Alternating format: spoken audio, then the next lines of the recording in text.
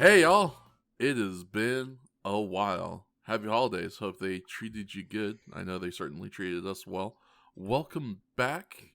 It's finally here. Episode 25. Correct me if I'm wrong. Yeah. Yes. Dope. Episode 25 of Long Time Watcher, First Time Rider. I am always your host, your longtime watcher, King Fats 95th. Joining me as always are our first time writers, but this one we're shaking things up a little bit. We're running with a light crew this time. Shakes has gone off to South America to discover the mystery of the missing writer girls, and we wish her luck on that endeavor. So it's Godspeed. Yeah, it's just gonna be the three of us this time. Our good friends B Drops Hello. and the magical Whale Gopher. Hello. Yeah, it's just we're working with a skeleton crew, but hopefully that just makes it kind of fun and cozy. Yeah, again, when this comes out, it'll come out on a normal time, but it's about 3 hours later than we usually record, so I'm it's sorry. no, it's a good vibe, We'll see what the vibe turns into as the night goes on. I'm sorry, my job is shit hell fuck, and No. I don't get out of work until 7 goddamn o'clock. That is not your fault. It feels like my fault. Look, I don't think it's your fault so long as you're not in charge. I'm not in charge. exactly. It's not your I'm fault. not even remotely in charge. I used to get out of work at 10 p.m., but sometimes I wouldn't leave till 11:30 because I was just trying to clean all the dishes. Yeah, that's fair. I think I would like to urge everyone to kidnap their friends more regularly. It's not like your bosses can blame you if someone forcefully takes you against your will. You say that, B. Yeah. However, You're right. comma. I am misjudging them to be too reasonable. You're Yeah. right. I am so I'm, sorry. I'm pretty sure even if I was like I was fucking kidnapped and I was being unless I have a police case, I'm pretty sure they're just going to be like, I don't think you're thinking about how this affects the team. You really, Kinda. you're not being as much of a team player. You should Yeah. you should have planned your kidnapping a little bit later. Yeah, you should have thought Or at the about very that least before contacted you... us. Yeah. Yeah. Why didn't A you month use in your one advance. free phone call? Yeah. You should have taken a sick day. Yeah, the 3 sick days of the year that we give you. You should have spent one of those on your Yeah. fucking being kidnapped. Or maybe like a Asshole. vacation day, non-paid, of course. I don't have vacation days. I don't know what the fuck you're talking about. Exactly. Just take one of those. Lisa Simpson looking down at the table. We should talk about Yeah, Kamen We should Rider. talk I'm about so You know Kamen what- Rider. You know what happens when people get kidnapped in this show? Tell me what happens, Um, Gopher. Well, it sounds like B had an idea. Oh. I'm more curious about your take, honestly, please. Oh, yeah. Yeah, they die. Who died? Oh my god. The last time. That's a good question. We had a lot of people die, and I think the numbers might surprise you. They surprised me at the very least. So I want to the hear. Tell committee me about it. assembled and has decided that we are going to consider Kamen Rider vs. Shocker, the movie, as part of our Kamen Rider Ichigo canon, and are including it in the death count, so I will be including that today. And I'll Also, go over that first. I want to yes? just take a quick sidebar to say that's a good title. That's a fun title to say. That's a title I That's could a fun just title. I could just go into the mirror and look at myself and be like, Kamen Rider vs. Shocker, the movie. And I'd be like, yeah. I love the movie as a tagline for anime movies. Yeah. It's just so fun. There's something about just insert show name here, the movie, that's like, fuck In yeah, English. it is. Yeah, fuck yeah, it is. It's not no eiga, it's the movie. It's so good. Kamen Rider Exceed, the movie. The movie. Mortal Kombat, the movie, the game. Yeah. Well, that's where you start getting into dark territory.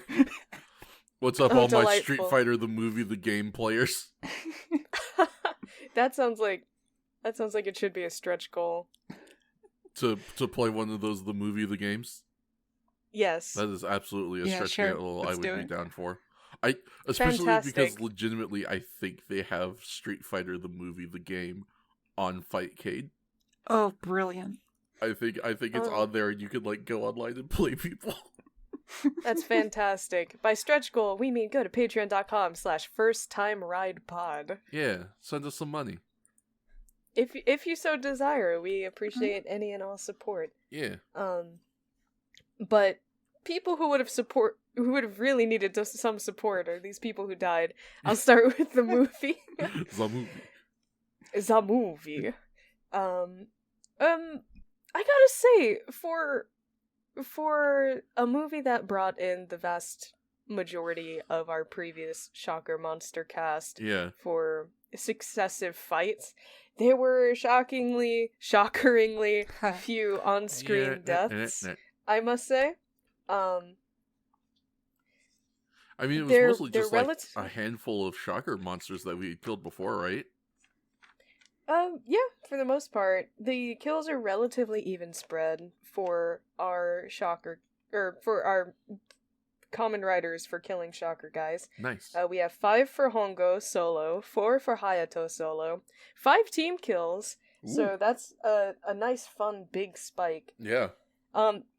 They did defeat other monsters, but a lot of them didn't have confirmed, like, deaths on screen or even implied off screen. Mm-hmm. They just, like, some of them just fell over or left, which was kind of fun to see on my rewatch for this count. So that's great. I gave Shocker the 1 kill when they took, what was his name, Ano-kun? Oh, yeah, that's fair. Because he never came back. I'm fairly certain he got super murderized for that info. That It's gives us either he 15 got kills murdered total. or he got turned into Flyman, who then also got murdered. So the point is he's dead Yeah. regardless. He is dead no matter what. There is no two ways about it, unfortunately. But Yeah. that gives us 15 kills for the movie, which was lower than I thought. Yeah, really. But as Kamen Rider does, as we've learned, there is the constant ebb and flow of violence, and thus 52 comes in like a tsunami a little bit, I gotta say. First of all, Shocker getting their highest kill count in quite a while with the Dead Man gas. Oh, yeah. And I'm only counting confirmed on-screen deaths. Implied, there are way more deaths than this, but I just could not possibly confirm them because they're never shown. Shocker got 9 kills in episode 52, Wow. but again, it's infinitely more given that the gas was spread throughout the entire apartment complex, and we only saw 4 dead people inside. And we also had the Shocker gas unleashed in other times in the episode as well. I could only count 5 human test subjects in that first scene. That's fair. I went over and over, and I could only see 5 in that room. Hongo got 5. He's keeping consistent with the movie, but Hayato, since this was his last as his last episode before he went to South America, he kind of went nuts. Hell and yeah. He ended up having a few multiple sword fights in this episode, so he ended up with a total of 19 kills in this episode. Woo! Wow. So Nice send-off, Hayato. with one last team kill for episode 52, we have 34 kills total for the entire episode. Jeez. I'm sorry, how And many? then 34. Ooh. It's a lot. The tide eases back as Hongo takes the reins again. He in episode 53 has 3 kills. Hayato is not here to get any, so no team kills either. Shocker got 2 kills.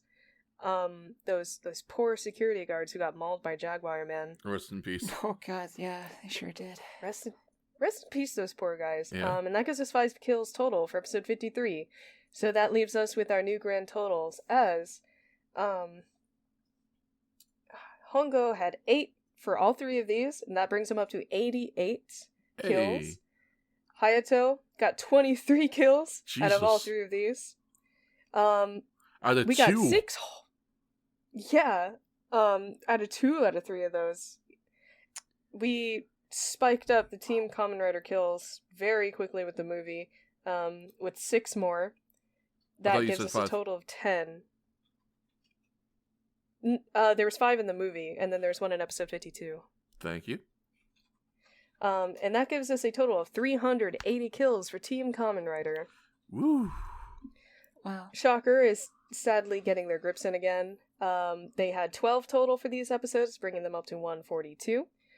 Miscellaneous still hasn't broken 30. They're still at 29, and they have been there for a while. I don't think they're gonna break it, honestly. Just with the track record that Miscellaneous has had for a while, unfortunately. They've got to break 30. At some point, maybe Taki will throw someone off a roof again or something. Like, probably not 50, maybe not even 40, but they've got to break 30. Like, damn. We'll see. They only need that one more. Yeah. Just gotta have Tachibana blow up another base again. Yeah, I was gonna say, I think it's gonna take a while. Yeah, I believe in them though. But that gives us 54 total kills for these 2 episodes in this movie, bringing us to a grand total of 556 kills as of Kamen Rider episode 53. Jesus which, Christ. Yeah, we just barely broke. Increase. Yeah, we just barely broke 502 as of the last count at episode 51. Now we're almost at 600. Yeah, we might very well hit 600 without that much difficulty before episode 60. Yeah, no, I have to imagine. I don't know, unless things... Because I don't feel like things are going to slow down, because, like, these 2 episodes seemed pretty... vicious. Yeah. Like we said, the bloodthirst seems to have gone up now that Hongo's our main writer again. So... Honestly, yeah, I was thinking the same thing. Definitely wouldn't have done some of this shit with Hayato around, that's for sure. We'll get into it. Yeah. I think these episodes might have seemed a little bit more vicious. Yes, I will say these episodes do not actually have as high of a kill count as implied. Here is the difference. Here is well and truly the main difference. These episodes are maybe not as bloodthirsty as some other Hongo episodes, but they are probably equally or more violent. Yeah. Like, these are Absolutely. vicious, cruel episodes. Like, in all of the episodes of Hayato, I don't believe I was able to earnestly write down the note, meaty, melty soup chunks. Ugh. But, with episode 54, I definitely was. Yeah. I think that's an excellent segue. That's the perfect segue. Let's talk about the meaty, melty... Chunks. Meaty, melty soup chunks? Is that what you said? Yeah. Yes, it is. Meaty Melty Soup Chunks, the name of my new ska band. Speaking of Sounds band, like- Ebb and Flow of Violence. That'd be a good metal band. Yeah, well, That does sound cool. you know what else sounds Speaking cool? of things that sound cool. Everybody wants to get their hand on the Segway ball today. Fighting. for the Waterfalls. And speaking of waterfalls, episode 54. Stop it. Alright, quit. I'm gonna start revoking Segway privileges here in a second. segue. You'll never stop me. You'll never catch me alive, Copper. Not on my Segway. Ba-na-na-na-na-na. I should have sprung for the turbo. Anyway, we're going to be talking about Kamen Rider episode 54, The Ghost Village Sea Snake Man. Say that 5 times fast. It's easier than it sounds. Sea Snake Man, the Ghost Village, Sea Snake Man, the Ghost Village, Sea Snake Man, the Ghost Village. Yeah, that was it, right? The Ghost Village, Sea Snake Man? Snake?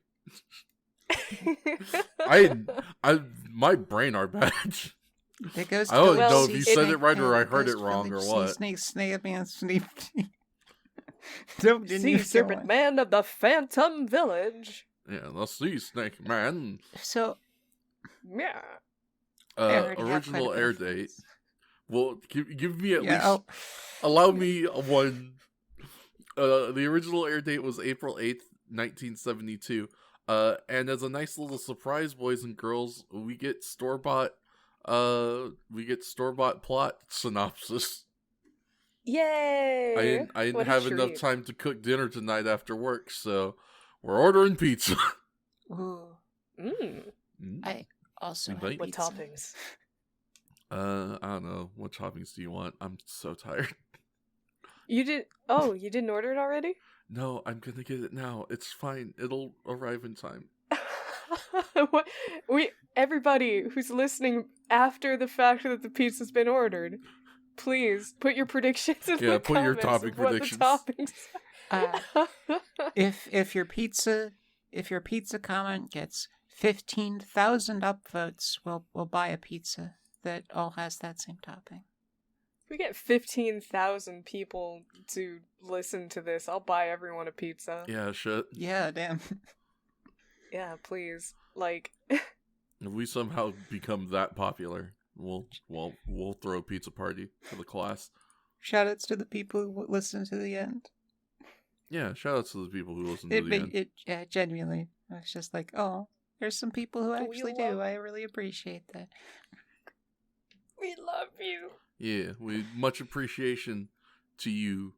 I mean, I guess since we're taking the time to be bushy, really just like huge appreciation to everyone who just even listens to the show in general. I mean, this is a project that like I kind of started it with the intent to just start it. And I was like, it's probably not going to get popular and no one's going to listen to it and no one's going to like it, but fuck it, who cares? I just want to do it. And the fact that it's gotten legitimate support, you know, there are people who are subscribed to the YouTube, there are people who comment on the episodes, there are people who like interact with us and tell us things they like about the podcast is incredibly cool. And as of this recording, we are I think we have pretty much formally rounded the corner on like exactly 1 year, maybe even to the day. I'm not sure if that's entirely correct. But it's been a year since we started doing this now. Formally, we started January of 2021. It's now January of 2022. And it's just like, I didn't think it would last that long. I don't know. Heck, I just think... kind of... Sorry to interrupt. No, I just go ahead. realized I think this episode actually will be released on the anniversary, or the day before, technically. Oh my god. That is amazing. Of when we started recording. We started recording on January 22nd of 2021. Wow. So, I cannot remember the exact date that it got posted, but yeah, I hope you'll celebrate with us, and thank you for staying with us for a year. Yeah. I look forward to another year of Kamen Rider with you all. Yeah. Thank you very much for making this something that somehow was reasonably able to last a whole year, because I will admit that I don't know how many more episodes I would have done if they had gotten just like literally no interaction whatsoever. Like, I probably could have kept it up if I only saw like 1 or 2 views or things like that. You know, I probably could have, you know, because I could at least tell myself like, it, you know, even if no one else, maybe the people who are on the podcast like the podcast, and that's enough. Absolutely. Mm-hmm. But the fact that we've gotten so much like interaction, I think I think the last time I checked, the YouTube had something like 28 followers or something, like 28 subscribers, which is insane to me to think that like there are 28 people who eagerly await every 2 weeks when we drop this podcast where we we talk about Kamen Rider for a couple hours. The number of people who have told me about the fact that they've gotten into Kamen Rider, specifically because like they started watching Kamen Rider to follow along with this podcast, and they're now like super crazy into it, is more than I would have ever even considered, especially the extent to some of them, because there are people now who are just like tearing through as much Kamen Rider as they can possibly get their hands on, and they're just like, this is my favorite show, this is my favorite thing now. And it's just like, damn, it's super cool to think that, you know, I got other people to like this thing that I like just by talking about it with some people who are cool. Yeah, you have legitimately inspired, at the very least, a group of people to take interest in Kamen Rider. Yeah. And I think that's great, and I certainly thank you for it. It's super cool. Absolutely. It's a hell of a lot more reach than I ever thought this podcast was going to get. You know, it's, you know, maybe we don't have 100 people listening, but the fact that I can count 5 people I know who started watching Kamen Rider and becoming very legitimate fans of it because of this podcast is, I mean, that's almost a greater success than if we even had 1,000, you know, people listening to the podcast or checking it out, you know? It's just, it's very cool that people dig this. Yeah, I totally feel the same way. I kind of, when it started, I was also just kind of in it for the fun of it. You know, like most creative endeavors, you can't generally focus on numbers if you aren't initially setting out to like make this a business first and foremost. Right. So I just thought this would be a great time, and I am also, it's been fun watching people enjoy the podcast, and it's been fun seeing people enjoy Kamen Rider for the first time along with us. Yeah. And you're all also first-time writers with us. I hope you've been enjoying the ride, as it were. Yeah. I'm so good for. I bring it up, or I initially brought it up because I was looking at, you know, the YouTube analytics, and I noticed that there is pretty much a consistent % of people that watch to the end, and I'm just like, that's really nice. So cool. I haven't. Yeah, I that is one thing I do kind of miss about being the person to handle the uploads, is I haven't looked at that YouTube channel in months. Yeah. But yeah, that was something about it that was really cool. It was just like being able to go to the channel and get ready to set up an upload and see that like people give a shit. You know, that people are actually watching the episodes and like commenting and stuff is very cool. Thank you for making this more worthwhile than I ever thought it would be. Thank you. Also, thank you for all your patience with us. Yeah. I think this is the first podcast any of us have been on. I can't speak for Shakes, but I think she mentioned it was as well. So, through all of the disorganization or confusion. By disorganization, I almost entirely mean we go on constant tangents. Yeah. Although, this is a tangent, technically. Supposedly. Those are appreciated and well liked. Supposedly. Honestly, what came to mind for me was us taking a break for like 4 weeks, kind of unannounced. Well, we announced it at least. So, like, you were streaming Inscription, like, I 3 weeks streamed ago. Inscription, and I was like, hey, by the way, we're not going to be doing this for a bit. I said once in your Twitch chat at the end of that stream, hey, we will take a holiday break. So, you know. I don't think we even said anything on the actual podcast Twitter. We gotta get better about using that thing.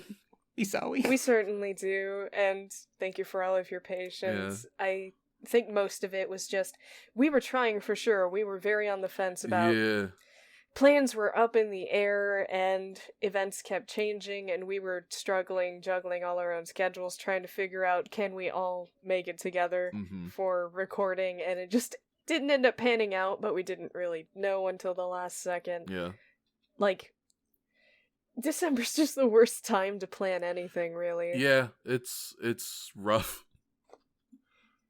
Maybe we'll do our best to avoid this sort of thing in the future, but for now, at the very least, I guess we can just steel ourselves to be better about announcing it earlier instead of trying to juggle 5 plates and then dropping them all.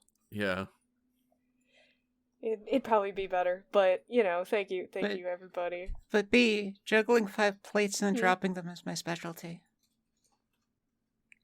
Oh, I'm sorry, I didn't mean to insult you. It's just, your craft is horrible. No, I'm Thank sorry. you. I can't even be mean to Gopher as a joke. I'm so sorry. I'm a monster. Please blow me up with your hill technology. It's what I deserve. I can't even be mean to you as a joke. I can only be mean to I can't be mean as a joke. We have to be mean to King Fats. It's the rule. Yeah. That's state mandated by law. You know who else is Don't mean? forget I do live in Texas. Well, okay, I guess I'm breaking some laws, but you know what else is Fair mean? enough. Is it making people think that they drove through a tunnel that they drove through? Close enough. I was going to say Nazis. Fair enough. That seems worse. Yeah, I was gonna say one of these things is like way worse than the other. We have to get started. We have to get started. It's episode 54. It aired April 8th, 1972. We're using the store-bought plot synopsis, and it starts like this. A policeman who escaped from Shocker's clutches at Okayama Village flags down a truck driving down the road to catch a ride to the nearest telephone. However, Snake Man uses his prism eye to warp the scenery around the truck to prevent them from going any further. This makes the 2 truck drivers drive through a tunnel twice and almost crash into a wall that wasn't there before. That part wasn't, I don't think, but alright. The policeman and the truck drivers, upon exiting the vehicle, get vaporized. Snake Man, now remotely controlling the truck, drives it into a nearby city, leaving citizens shocked that there are no individuals driving the truck. I think that's where There's no driver. Yeah, Mujinda! Mujinda. That's one thing about this episode you gotta know. Mujinda. There's no driver. There's no driver. There's no driver. There's no driver. Gopher, is there a driver? Yes. Oh. And his name is no one. Nemo strikes again. Italian Spider-Man gif. Yeah. So this brings me to my first Please. point. Boys. Is there a ghost town in this episode? Like, genuinely? No, because it's full of people. Yeah, we get, what is it? Ghost Village Sea Snake Man or whatever? Yeah, Ghost Village I think it refers to the later events in the episode, but it still doesn't really count. Super doesn't. So, Ghost Village Sea's Christmas, comes down and fights people, but, how is he sea dude? He's just a sea snake. That's the thing is, I don't think he just looks like a snake. Yeah, that's the thing. I don't think he's a sea snake in that he is sea based and is a snake. I think he's a sea snake as in the animal sea snake. He's one of those. SEE snake. Yeah, or SEA snake. I don't know. Is a sea snake? I don't know. Sea snake a thing? I'm going to Google sea snake now. No, I was joking based on his visual thing. Yeah, I mean. It makes illusions. But yes, coral reef know, snakes. Yeah, I was gonna say there's snakes in water. Yeah, there are aquatic snakes for sure. Yeah. Yeah, I mean, I definitely knew there were aquatic snakes. I just didn't know if there were ocean snakes, but there are. Yeah. His name is just Hebi Otoko, if I recall correctly, which is just Snake Yeah, Man. that's just Snake Man. What? It's literally Snake Man. Hebi, Snake, Otoko, Man, Snake Man. Snake Man! Maybe they didn't want, like, the translations didn't want, like, overlap between him and Cobra Man. And Cobra Man, So they just, yeah. so they just made stuff up? Maybe. But he's already called Cobra Man. You could just Snake Man. Snake Man, Cobra Man. I mean, everyone's What's Japanese man. for Cobra? Kobura. Kobura? I'm sorry. No, that's fair. I wouldn't put it past them. Because I feel like the episode used Kobura, if I'm recalling correctly. They might have an actual word for it, but No, that's... this is a Toku show. Yeah, I would not be surprised if they just used Kobura. They just called him Kobura Otoko or something. But yeah, if they did just call him Kobura, yeah, Kobura Man, then the they, weird they thing could've about just called Serpent this Man dude is that Heavy Man. yeah, the weird thing about Serpent Man is that he actually is Otoko, not just Man. Yeah. He's not Hebi Man or Snake Man. I think Cockroach Man is Hebi also an Otoko. Otoko. I think they got tired of using Man and decided to use Man. Yeah, maybe. I too sometimes tire of men and want to use men. Mm-hmm. I guess these are mutually exclusive, are they? I can't live with them, can't live without them. Damn straight. Well, not really, but... I guess since, surprisingly, this early into the episode, we do actually see Snake Man, I guess first I should ask, does anyone have anything else they want to say about this bit in the episode before we start talking about the way this dude looks, or? I can run through my notes very quickly. Go nuts. So the policeman gets a ride from the drivers by literally jumping out in front of the truck, and forcing them to stop, at which I wrote, that's one way to hitchhike. Yeah. They were very kind to him, and tried to tend to him and listen to his woes. So I wrote, I'm worried for these kindly drivers. And then they said that there's a phone at a rest stop right on the other side of this tunnel before they entered the tunnel. So I wrote, guess we're never making it out of this tunnel, because... I'm glad you also had to comment on the tunnel. As soon as they said that, I just wrote down Earthbound Ghost Tunnel. I was like, we're not going through this thing. Y'all remember trying to get through that thing? I've never played Earthbound yet. Oh, that's a stream to do. Yeah, we gotta get you to play Earthbound B. I also haven't played Earthbound. Okay, well, we're gonna get together. We're gonna show y'all Earthbound. I have played Earthbound a couple of times. I've never beaten it, but I've played it, and it's great. It's just super dope. Y'all would love it. We'll play it at some point in time. Keep going. Can't let this linger too long. So, any other fun notes? I know I put down spoilers for Final Fantasy Endwalker. But I put down, I can't believe Final Fantasy XIV ripped off Kamen Rider. Specifically in reference to when Sea Serpent Man shows up and he starts spinning the stage. If you know, you know. And if you don't, you'll find out. Or you won't, because you're not interested, and that's fine too. Yeah, that's true. Or and you forgot. Yeah. Many options. Right, so many. The world is your oyster.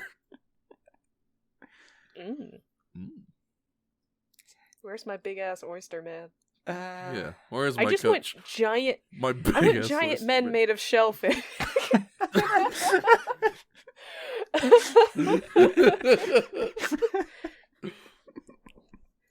Actually, in hindsight, we've only gotten like one or two shellfish men, huh?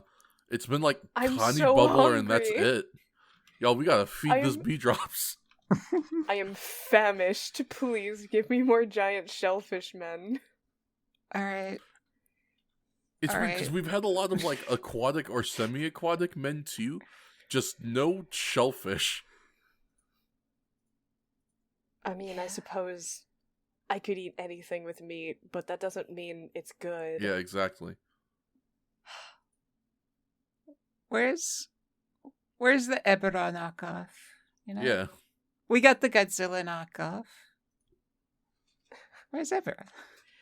Had that not come Where's out at this Ebirah? point? That's a good question, because it's a I- very 70s movie. Yeah, I was gonna say but that I'm movie might sure. not have had happened yet. I actually don't think it has. Uh, I think that's 73, 74. There you go. So Ebro's going to be in V3. No, 66. Oh. Where's my Ebirah knockoff? Yeah, where is he? Where is he? Where's I my demand my burrito? Ebirah knockoff. Yeah, I guess. I'm sure he'll show up eventually. They've had to have done some form of shrimp man at some point. We are already sidetracked. Well, you know what else looks quite delicious? Tell me what else looks quite delicious. I'm waiting for Well, it. there seems to be this pile of meat here on the floor Oh. now. I don't know how long it's been here, but Oh yeah, this meat soup from these guys that Yeah. got just fucking eviscerated. We should talk about the guy who eviscerated them, huh? mm-hmm. Let's talk about Sea Snake Man. Let's talk about his suit. Let's talk about how he looks. First impressions on the suit. Let me hear him. Pretty good. Love the snake friend. He has a tail Yeah. that is a snake, and it moves. Yeah, he's Well, got a little. Well, it's not a tail, and because this was something about this suit that I really liked. He's just like knee-jerk reaction. As soon as I saw this, I was like, I'd like this suit. I'm a fucking fan of the suit. I think it's great. The thing I liked is that this one seems a lot more thematic. Like, there's more of for a sure. clear-cut aesthetic to this one than a lot of the other monster suits, because this one clearly has this vibe of, like, he's supposed to be, like, kind of a ninja. And so that's why I also really love the little puppet thing that you mentioned, B, because, like, you can clearly tell this snake puppet head thing is supposed to be, like, his ninja scarf. Kind of like how Yeah. Greninja, does the same thing with his tongue. It's I could have sworn that there's a scene later where you can see it coming out of his butt, but he does usually wear it around his neck, and it's adorable. Yeah, I don't know. Maybe there is a scene where you see it come out of his butt, but yeah, for the majority of the episode, he wears it around his neck as like a scarf, and it was cool. It was cool to see a ninja snake man. I want to see the snake guy, not the snake man, but the snake minion, wear a top hat. Oh, that'd be good. Oh, Pull a top yeah. hat on that that guy. would be so cute. I love snakes with hats. Who doesn't love snakes with hats? Yeah. Put a hat on your Snakes with snake. hats. If you got a snake and you got a hat, I would recommend considering the options. Yeah, your snake deserves Please, a hat. give your snake a little kissy. Yeah, that too. Give your snake a little kiss. Give all your pets a little kiss, really. Yeah. Unlike Snake Man, who doesn't deserve kisses. No, snake Because man- he's a fascist. Yeah, Because exactly. he's a fascist. And I feel like he'd be very bad at giving kisses because those lips Do are men like have not lips. No. Yeah, I was gonna say, it seems like it's all kind of just like one closed piece. He kind of has a mouth that reminds me of, like, if you kind of mash your lower lip under your top lip, if that makes sense, and it makes your top lip stick out, like, that's kind of what he looks like. Yeah, got a little bit of a Muppet face. Or Got maybe a little like bit a of a Muppet scrunch face. like oh yeah, that's a good thing. Picture, the Kermit meme face, but like with the crusty scaliness of like a turtle. Yeah. Also, he has webbed hands for some reason. That was something I noticed in the episode, and I was like, why? What the fuck? I think that was Snakes don't have hands. I think that was supposed to be an allusion to his aquatic nature, but it's Maybe. like, that literally never shows up ever. He doesn't swim. Not to mention, He doesn't. snakes don't need arms to swim. But they do need arms to bowl. But that's our next episode. Um, He does also have these very large, completely blank white eyes, and Mhm. this really cool. Um, so it's supposed to look like the underscaling of a snake Mhm. running down his chest, but it kind of looks skeletal. Yeah, I was gonna say it kind of Yeah. lends itself to looking like one of those shocker mook rib cages that they have on their suits now. Yeah. And he's got these like so his whole like base kind of color is green, and then he's got these like bands that go around his leg that are kind of like off green. They're just like a nice contrast. It's a good suit. It's honestly both of these suits are real solid. yeah, I was gonna say, despite the jokes we're making, it's not because the suit's bad. Because I think we're still continuing with that trend of the higher budget suits from the Mhm. movie. And, you know, I'm really happy about that. Yeah. Like, they got a truck for budgeting. Yeah, they sure did. A truck. And they're just like, we're going to drive. Like, it was like a closed road, maybe even, you know? It seemed like it, yeah, actually, in hindsight. They might have had like $50 to film and like film on location and like do it legally this time around. It's, Oh, yeah. you know, it's They're making so it's much nice, money. yeah. I'm so proud. Yeah. Good for them. This was the fledgling days of their success. And like, it's really good to see because at time, you know, you can be like, oh, well, you know, the technology and effects weren't there, but then you remember, oh yeah, they were doing, you know, kaiju stuff and Ultraman years before this. So it's so nice to see that Kamen Rider is getting like the financial support, and it's really cool to see it in real time too. Yeah, I was gonna say it really is kind of almost like watching, like even though it is actually a like fully fledged studio production TV show, it's almost kind of like watching a small independent studio become more and more popular, more and more successful, and thus get like bigger and bigger budget to do like more and more ambitious stuff. Like Yeah. it's really cool to kind of like be able to mark the progress that they've been able to make and be like, I remember when these guys were like, the way we have to show blood is to pour paint on top of the camera, and now they're doing like cool green screen stuff with the backgrounds, and they're like closing roads and renting trucks and stuff. It's just really, really cool to to see them succeed, I guess. When you stop making your costumes out of cardboard and start making them out of flex foam. Exactly. Single tear. A little bit, actually. But So proud. Proud of you, Kamen Rider. Let's continue to be proud. This is the thing that letting other people do the synopsis does that always throws me off. they get it wrong. Well, partially, but I'm First about names? to. Yeah, it's full names. Yeah. The next morning, Goro Ishikura recounts their strange experiences the night before with the radio repeating nonsense words. Takeshi Hongo determined that is that me or is that the sentence structure? I think that's me. I think, yeah, we're going to say that's me. Takeshi Hongo determined that it was saying shocker backwards, and that it must have been a secret message that Goro heard. Tobe Tachibana then pulls out a newspaper article that detailed of a mysterious driverless truck going down Route 246 at full speed, which reminded him that he sent out Kazuya Taki to go to Route 246 to survey a motocross course for Tachibana. Like, everyone's full name.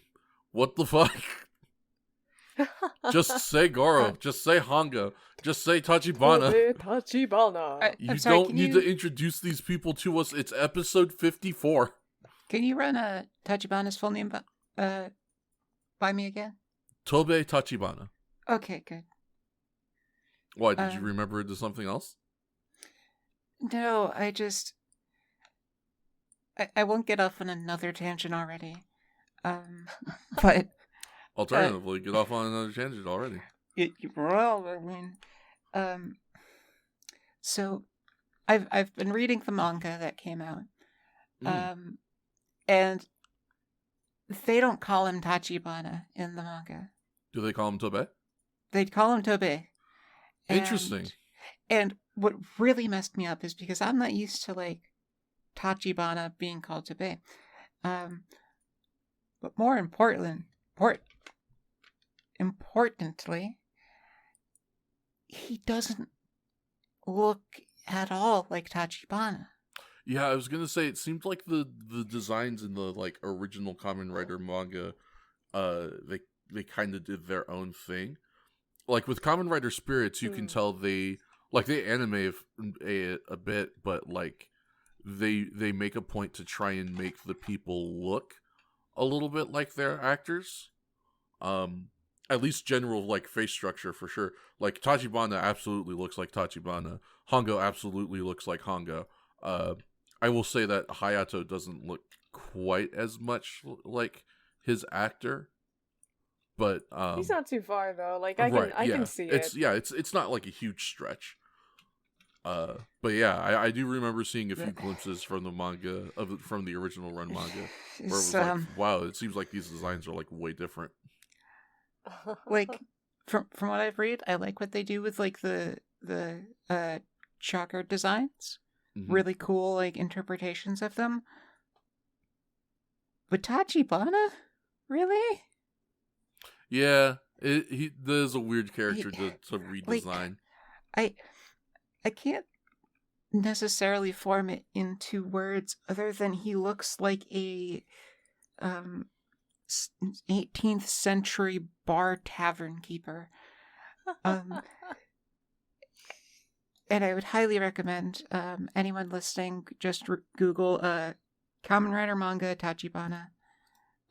You'll find it. You'll find the picture. And for those in call right now, here is a picture of him. Yeah, I can only assume right? that Ishinomori has literally nothing holding him back when it comes to his character designs, and I cannot but wonder if let's be frank, what started as a relatively low-budget show, I wonder if having a wide range of casting options was something that wasn't entirely on the table. Mm-hmm. Or maybe they wanted Tachibana to be more of an everyman compared to the super fantastical Kamen Rider he was playing off of. Yeah, I don't know, because this guy he's cool looking. This is a good look, but he's like Japanese. He looks like Japanese Alfred. A little bit. He's a Mega Man character. Yeah, he absolutely looks like Dr. Light but bald. Yeah. It's very different from what we got in the show. So I guess you're reading the original 1971 manga? Yes, I am. So I wonder, because I'm trying to look here, but I don't see anything that specifies when it came out besides 1971. So I would be very curious if maybe this whole manga got a run before the show actually got a chance to come out. And this was just kind of like Ishinomori just like doing shit. To my knowledge, the story goes that Ishinomori had written earlier parts of Kamen Rider as the premise to this show. But at a certain point, his vision really diverged from the show, but I do believe that, if I recall correctly, I'd heard that the original Kamen Rider manga does keep closer to the tone of the show than his original vision for Kamen Rider. In that, essentially what he wanted to do with the series was going to be a lot closer to a long, full series of Skullman. Mm-hmm. Which is dork. That's a pretty dark manga. Yeah. Another one that I would love to check out. I would very much so like to check out Skullman at some point. Like, so far though, just from like the 100 pages I have read, It seems to be like a little bit of a mix between the intensities of the actual show and of Spirits, and it kind of is just in the middle of that. Interesting. Yeah, I'm really enjoying it. Highly recommend anyone listening to pick it up as well. Just the Kamen Rider Classic Manga Collection 50th Anniversary Edition. Yeah, there you go. It's like... Give the people something to hunt down, because hey guys, if you just tried to look up Kamen Rider manga, you're gonna have a time, because there have apparently been 7 different manga adaptations of Kamen Rider that seem to all just be called Kamen Rider. Oh. So, yeah, have fun with that. Best of luck. Yeah, best of luck trying to find which Kamen Rider you want to read. Because if you just put Kamen Rider in there, you might have some trouble. Simple solution. I think... Read it all? Ishinomori? Yeah. Oh, yeah. I guess so. Ishinomori, I believe, only made one Kamen Rider manga, if I recall correctly. Like, he worked on several of them. Yeah, but... I think the original 1971 one is the only one that was done by him. Because, yeah, the other 2 that link out, at least on the Kamen Rider wiki, show as being illustrated by other people. I don't know, he wrote, assisted with, like, the writing, but, you know, the art is, attributed to someone else, so there you go. If you want that OG Ishinomori shit, you gotta get the 1971 manga, so go get that collector's edition. It's good stuff. Would recommend. Yeah. Now that we've gone off on a tangent again, I'm so sorry. It's fine. It was relevant to what we were talking about, in a way. As long as we're still talking about Kamen Rider at the end of the day, baby. Where did I end our little thing? Oh yeah, we were talking about how old Taki got sent out to survey some stuff for a motocross course. Boy, the energy for our side characters was weird in this one, huh? We were really doing some shitcon shit today, huh? We were really testing out, you know, fucking whatever happened to responsibility, or however that one sitcom opening goes. The milkman, the postman, and something on TV. Family Guy? What? No, Okay. What's it just Full House? vaguely sounded kind of...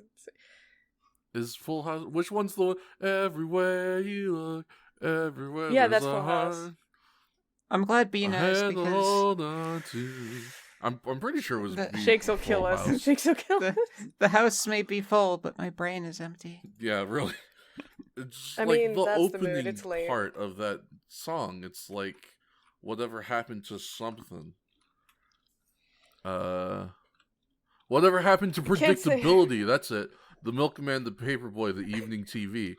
How did I get delivered here? Somebody tell me, please, because this whole world is just really confusing me. There you go. That's the first bit. Yeah, and then That sure is a perfect theme song for a sitcom. yeah. Whatever happened to when things were predictable? Speaking of predictable things. Yeah, not the way our characters act this episode. It was just some real weird. Tachibana's energy, especially, is super he's just like mad for no reason this time around. Make me breakfast, boy. Yeah, really. Granted, he definitely, particularly ever since Hayato came around and he started becoming, like, explicitly a bit of an old fart, I can totally see him being that old traditional man who's like, you should wake up earlier and help me with my stuff. Yeah, I'm your elder. Definitely, it's not. Here's the thing: it's not necessarily out of character for Tachibana to be like that, but it is out of character in this context specifically because, like, he seems to be like that for no reason. Like, he angry. He yeah, just he's got up on just the wrong side of he's the just bed. fucking mad this time. And like usually every other episode, whenever Tachibana shows up and he's fucking pissed, he at least explains himself within a couple of seconds about what he's so grumpy about. And this time he's just like, he's fucking pissed for like no reasons. Me angry. Yeah, really. It was like, damn, who pissed in your cornflakes this morning, Tachibana? Was it girl? Girl, why you pissing in cornflakes?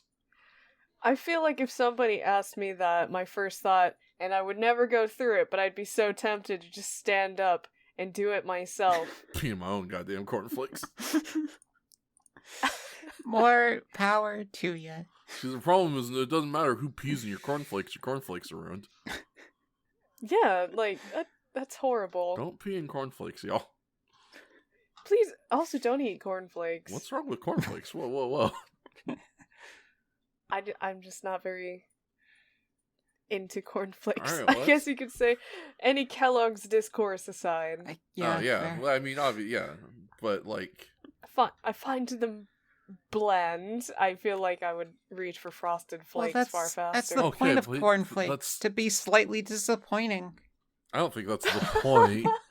Oh, no, wait, shit. Actually, yes, No, that it's is true. the point. It kind of Wait a is minute, true. I totally forgot. That is absolutely the point of cornflakes. Speaking of the original Kellogg's discourse. Yeah, Jesus Christ. Are you feeling randy? I have I've got just the the cure. thing for that. Oh, fucking... I will cure what ails you. I'll fix you in the... What? No. Eat some cereal. I'm just Have a yogurt enema. thinking of that fucking one married couple who, like, were still abstaining, like, 3 years after their marriage. And the Yeah. dude was like, whenever I get sexual urges, I eat a whole potato. It's just a raw Yeah. potato, not a cooked Eat potato. a whole It's the worst potato raw. possible- Where are we going? I love it. I sincerely love it, and I hope people understand when I'm trying to say calm down when people seem too horny when I say eat a potato. It's such a good pull. I really do hope people do understand that. Get a fucking tuber in your diet, dog. You need to chill. Please eat an entire raw potato eat in this. seclusion, I beg of you. Not even. Here, hands you a raw potato.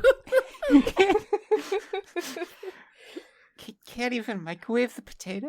No, he just. Damn. Well, No, it has to be raw. I don't know if there are rules. I'm not this dude. I just know Listen, what he says he does. He eats a raw potato. He said so, but also, can you imagine a worse experience when it comes to eating potatoes than eating a raw potato? Yeah, I tell you what. I definitely, if I was Yes, all but- revved up and in the mood, and then someone was like, "Hork down this whole potato raw, cold. No, you may not add anything." I Try to maintain the mood after Yeah. eating this whole Yeah, potato. talk about a boner killer. Yes. That's an everything killer shit.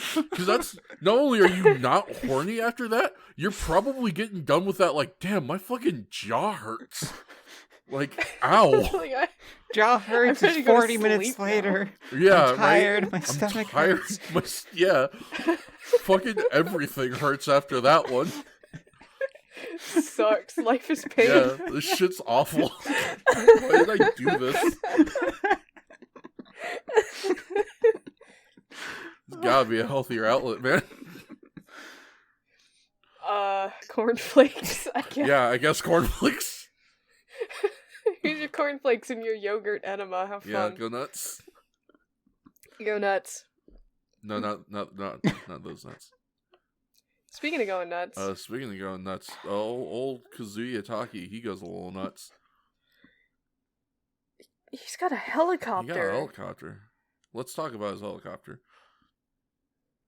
The scene now showing Taki riding a helicopter. Hey, see how the scene now showing Taki riding a helicopter sees through his binoculars.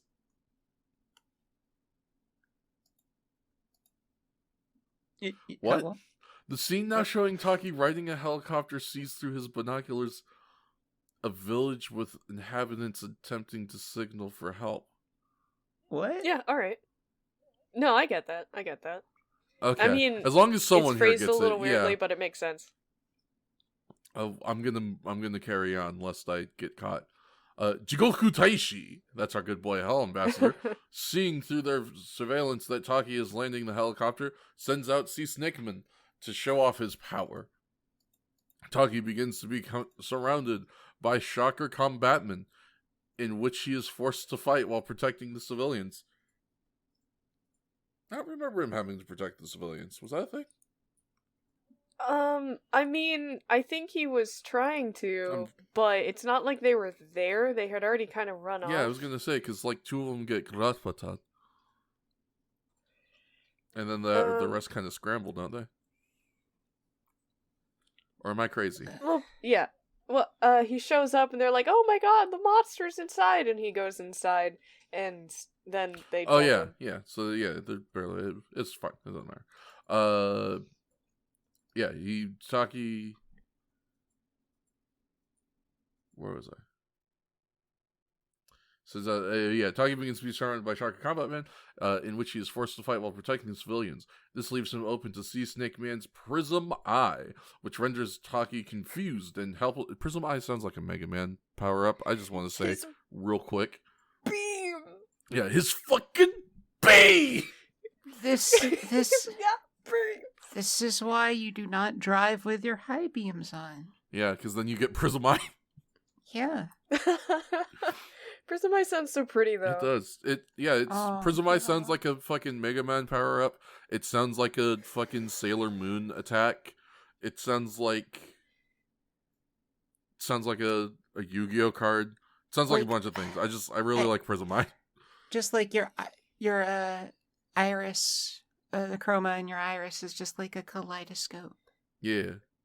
Oh, I got Prism Eye, baby. Ooh. Prism Eye is extremely magical girl attack, and I love it. Okay.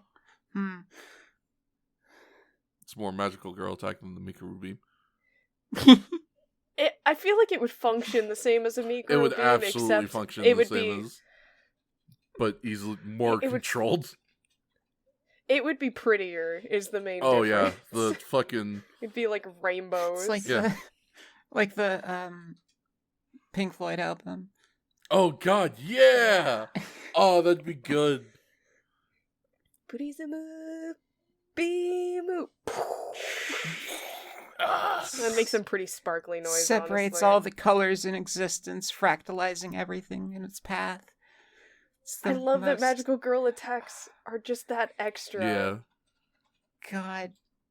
Welcome to the Magical Girl podcast. I haven't watched a good Magical Girl show in a long ass time. I gotta start watching like Precure, or I need to just bite the bullet and go watch Madoka or something. But I need to get some Magical Girl. You've never watched Madoka? I never watched it. I heard about it. I was always like, okay, I should watch this. I've never actually seen it. Yep, same. I started watching it and then stopped for what is going on probably about 5 years now. I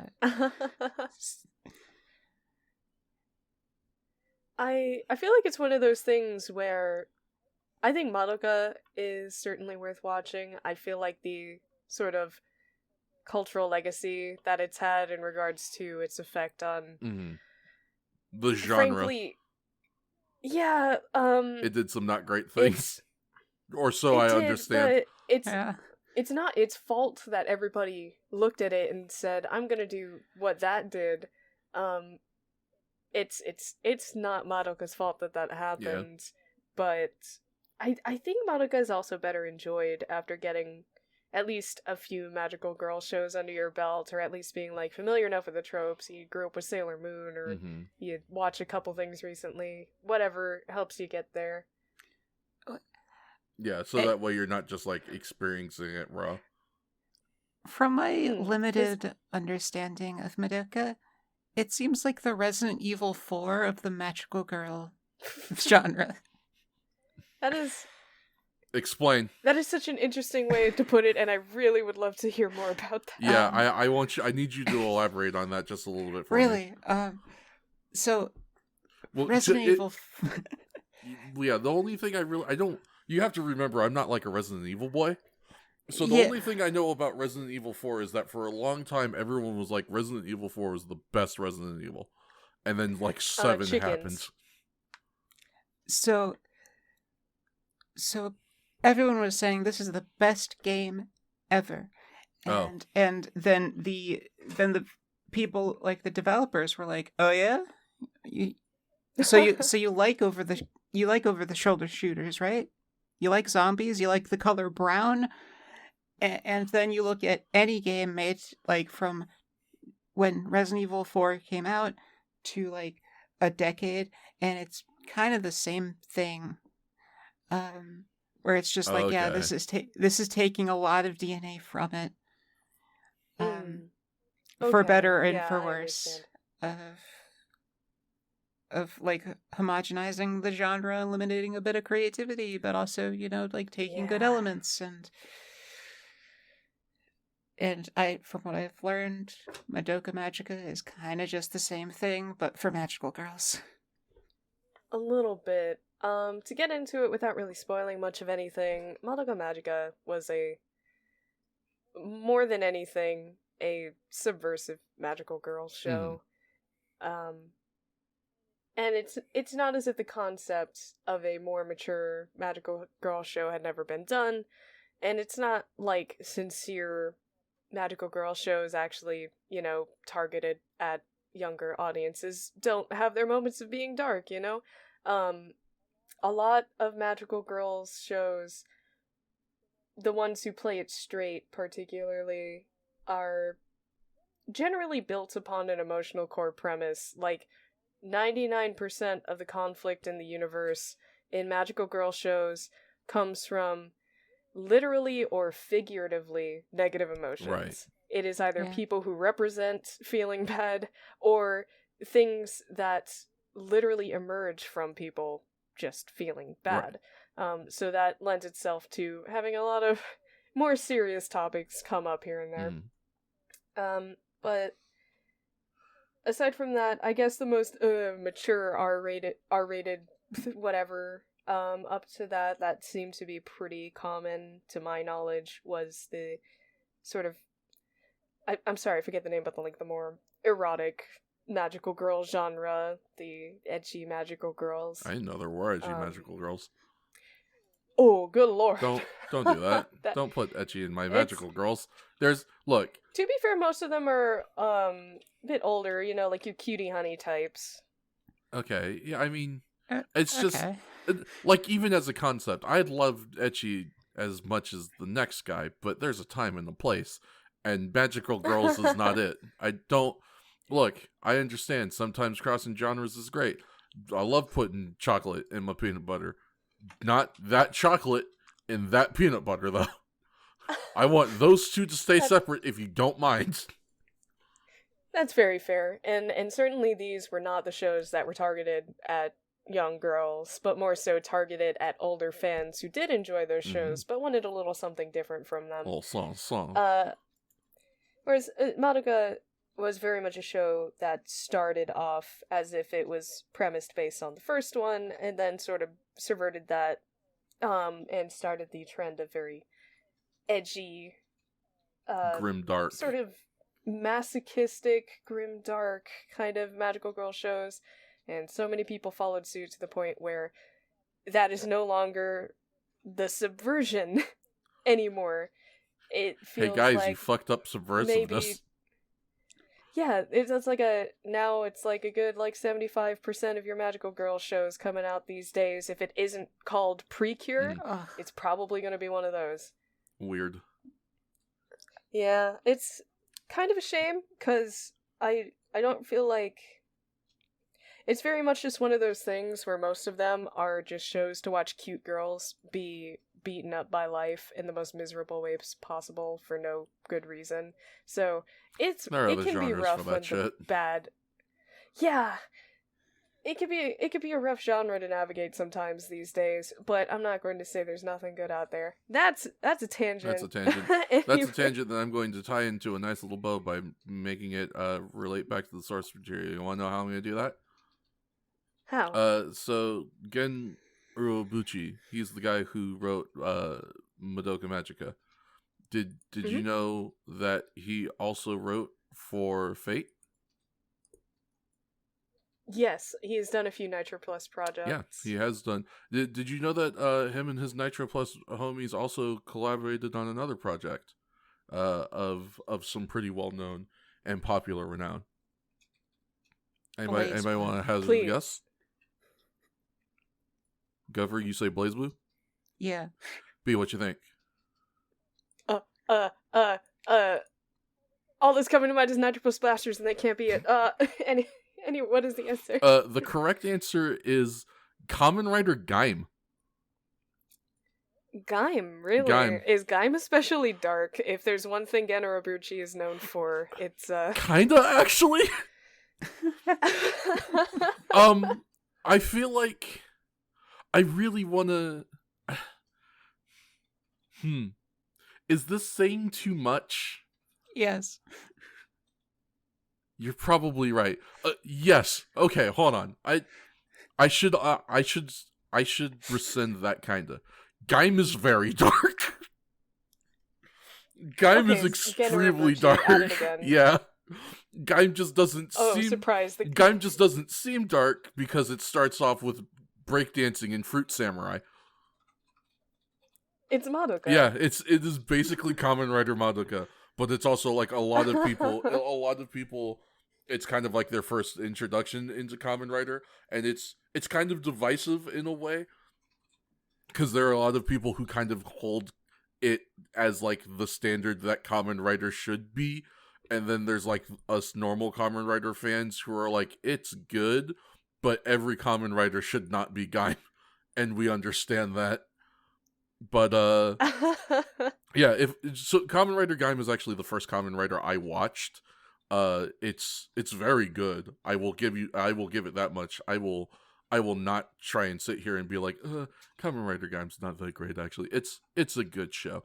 It's maybe not as good as some of the like Gaim tryhards give it credit for being, but it is very, very good. So if for no reason other than the good work that he did at Gaim, I owe it to old Urobuchi-san to go check out Madoka Magica. Mm-hmm. But and I certainly don't want to give it a bad name. Like, yeah, I enjoy Gen Urobuchi's work, as depressing as it can be. And there have been very valid criticisms made of Madoka, but frankly, like, it is not a work made to feel rewarding, I think. And I think that's just not something you should expect going into it. I will say that Urobuchi, he does a better job with that here in Kamen Rider, and that might be assistance of the he didn't write it entirely of himself. It actually says here in the wiki he wrote 44 out of the 47 episodes of Gaim, with a few episodes having secondary writers helping him, most of whom were his co-workers from Nitro Plus. So he like, Gaim is not a series that ends totally hopelessly, but it definitely has some very strong low points. Gaim is good. I could talk about Gaim a lot. It's a good series, but also he does a good job of like not having it just end as like doom and gloom.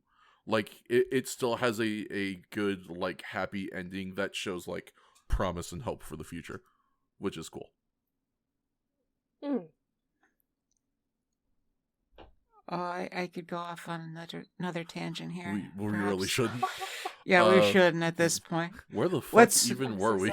Let's continue with the I'm sorry, this was entirely my fault because I talked about Prism Eye. It's still a good name. I kept talking about magical girl shows and Gen Urobuchi too. I'm sorry. Anyway. Down one podcast member, and it's going to be the longest damn thing we've ever recorded. It's sitting there. So yeah, Taki gets hit with Prism Eye, which renders Taki confused and helpless. Sea Snake Man then uses his Prism Eye to send the hell. This is a thing that he can do that they don't explain, that I don't get. Sea Snake Man then uses his Prism Eye to send the helicopter Taki flew back to the home base, which confused Takeshi, who was attempting to find the whereabouts of Taki. Why can he just make cars drive themselves? Why is that a power he has? Okay, so hear me out. Please. I think his powers are illusory, right? Okay. Fair. He is projecting the illusion of a driver utilizing the cars and helicopters to the cars and helicopters. Fucking...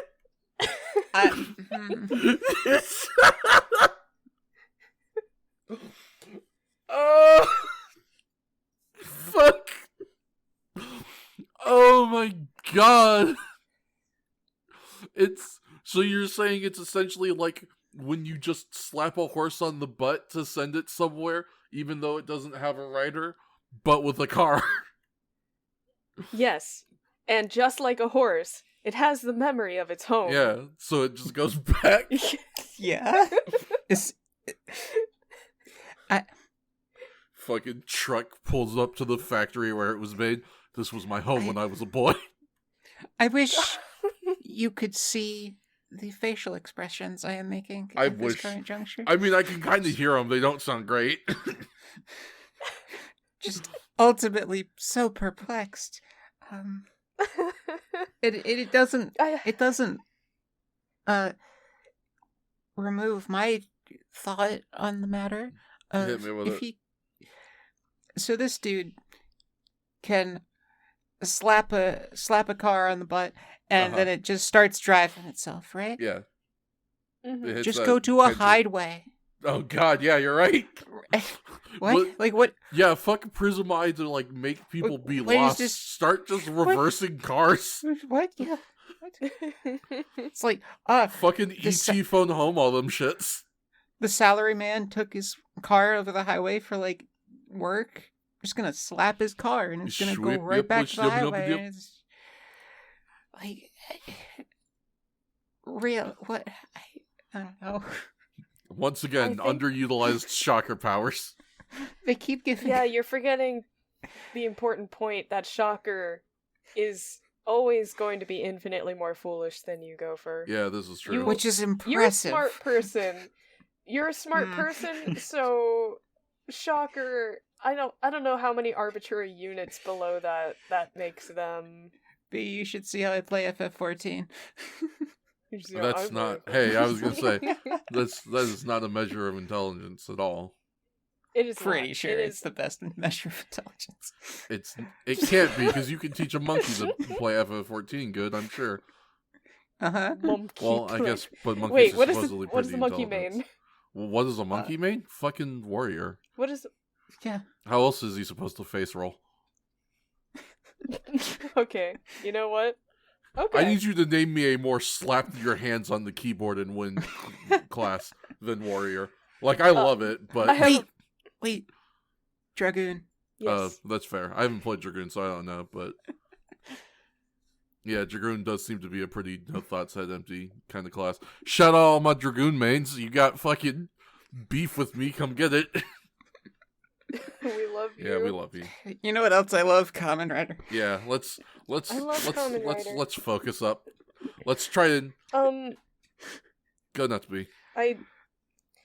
This is the first time within the episode, if I recall correctly, that we do hear Sea Serpent Men's cry. It's I feel like we not, should go over but it. we should still talk about it. It's not. No, well, because we hear it Okay. as soon as he shows up. Did we? Yeah. Okay, I guess I didn't really truly notice it until this scene, and I made a note. of Okay, I'm it. glad you made a note of it, because I didn't think to, Me too. because I couldn't figure out how to, like, like, how do you spell that? How do you even make that noise? Like, hit me with that one. I can. Oh, no. We got it. I We wrote. absolutely got I it. wrote that. I wrote, bro, you have a One Piece laugh. It does. It also kind of reminds me a little of Doppio Vinegar. I guess minor possible spoilers for JoJo's Bizarre Adventure Part 5 Venta Oreo. Whatever. Oh yeah, Dopia. Yeah. Yeah, it did kind of. Yeah. Look at you, B, with those apt comparisons. Proud of you. Oh, did I do You good? did. Yay. Yeah. You always do Get- good. Clap. Well, I don't deserve a clap. Yes, you do. You always deserve a clap. I Oh, will fight you. I don't want to hurt you, but I'll normally fight people. I don't know. I forgot I also have a note for when Sea Serpent first shows up in this scene to ambush Taki because he's the first to arrive before all the mooks Oh, show yeah. up. And he has his little snake just wiggling through a hole in the fence. And I wrote, best qualities, his wiggles. Aw, his best qualities are his wiggles. I love that little He's just guy. he's a wiggle and a jiggle and a fool. I love him. And he got high beams. The little snake friend got high beams like a motherfucker. His prism eyes. Yeah, those are the prism eyes. The snake was the magical girl all along. We just never did. Snake Man would turn on his high beams in the fog. Yeah, every shocker fucking kaijin would turn on their high beams in the fog. That is not exclusive. Especially Dr. Turn Death. them on in the That's the problem is crystal clear night. Dr. Death would have like fucking rainbow LED high beams somehow. You turn them shit on, God. be blinding your ass with Carmel dancing when you're trying to drive. Making King Kong over there. God damn you, fucking Dr. Death, you bitch.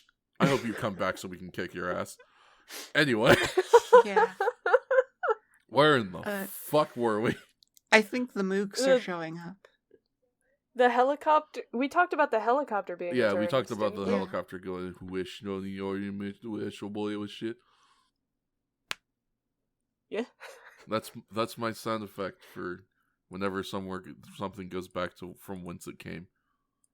Because yeah, as much as something can just turn around and go back, it's a lot more fun to imagine it just going like backwards, like it's being rewound instead. Like the Missy Elliott song. Exactly, like the Missy Elliott song, or the end of Kendrick Lamar's "Damn." Like, imagine how much more entertaining Lord of the Rings would be if instead of walking back to the Shire from Mount Doom, Frodo and Did you forget my man Sam's no, name? I'll kill you. did, well, a little bit, but also I did just start thinking about it. Like, if Frodo and Sam just had to do all that shit in reverse, like -1 ring in the finger. What? Minus most of their party. Yeah. too. Just them walking across the chasm that was the bridge in Dunmorrow. Fuck. Don't do this to Sam, I beg Yeah, you. no, Sam does not deserve that shit in the slightest. Frodo, I wouldn't mind doing it too, though. At least a little bit. Frodo's okay. I just don't care about defending him as Yeah. much. Frodo, you're not that bad. But also, you You're did get alright. a little too attached to that ring. You definitely probably should have passed that one off once or twice, dog. Should have gotten more attached to Sam. Yeah. But you didn't, and now he has a wife. You lost. You stole fizzy lifting drink. Boo. Why'd you go to Elf Hell? Boo. Yeah, why did you go to Elf Hell? Boo. Couldn't touch the rings. Now he's all corrupted and whatever. Anyway. Stupid. The helicopter is back to its home. And the people at the helicopter place are like, that can't be possible. There's no pilot, and it's supposed to be empty on There's fuel. no driver. Pilot. Yeah, Mujinda. Mujinda. And Hongo's there because he's got nothing else going on. I don't mind. Yeah. Where were we? Here we go. As he heads off to the village near Route 246, we're really harping on Route 246. He gets ambushed by Shocker Combat Man and Sea Snake Man. Takeshi transforms. Stop calling him Takeshi. I don't like that. Hongo transforms and attempts to extract the location of the secret Shocker training camp, but Sea Snake Man quickly overpowers Hongo and throws him down a waterfall. Do your bit, B. Oh, I was about to throw myself under a bus a little bit. Mm-hmm. Well, I guess that weird tell, and I have also gotten very used to calling Hongo Hongo, but I guess we could be calling him his first name. Yeah. And then I got embarrassed thinking about that and decided to throw the thought aside until you said I should say it. Haven't heard that. I never will. That's fine with me. Oh no! Oh no! Oh No! He got put in his place. Oh, that is perfect.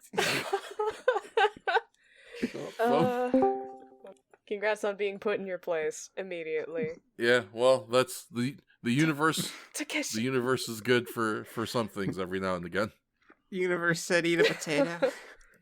The universe said maybe I should call him Takeshi. You can and eat a potato. Well, I mean, here's the question: if you get to call him Takeshi, does that mean he gets to call you B? Your name is just one word. It's weird to try and give you a first name equivalent. I only have one word. It's fine. I'm fine. Well, yeah. I feel like yeah. How could I be mad?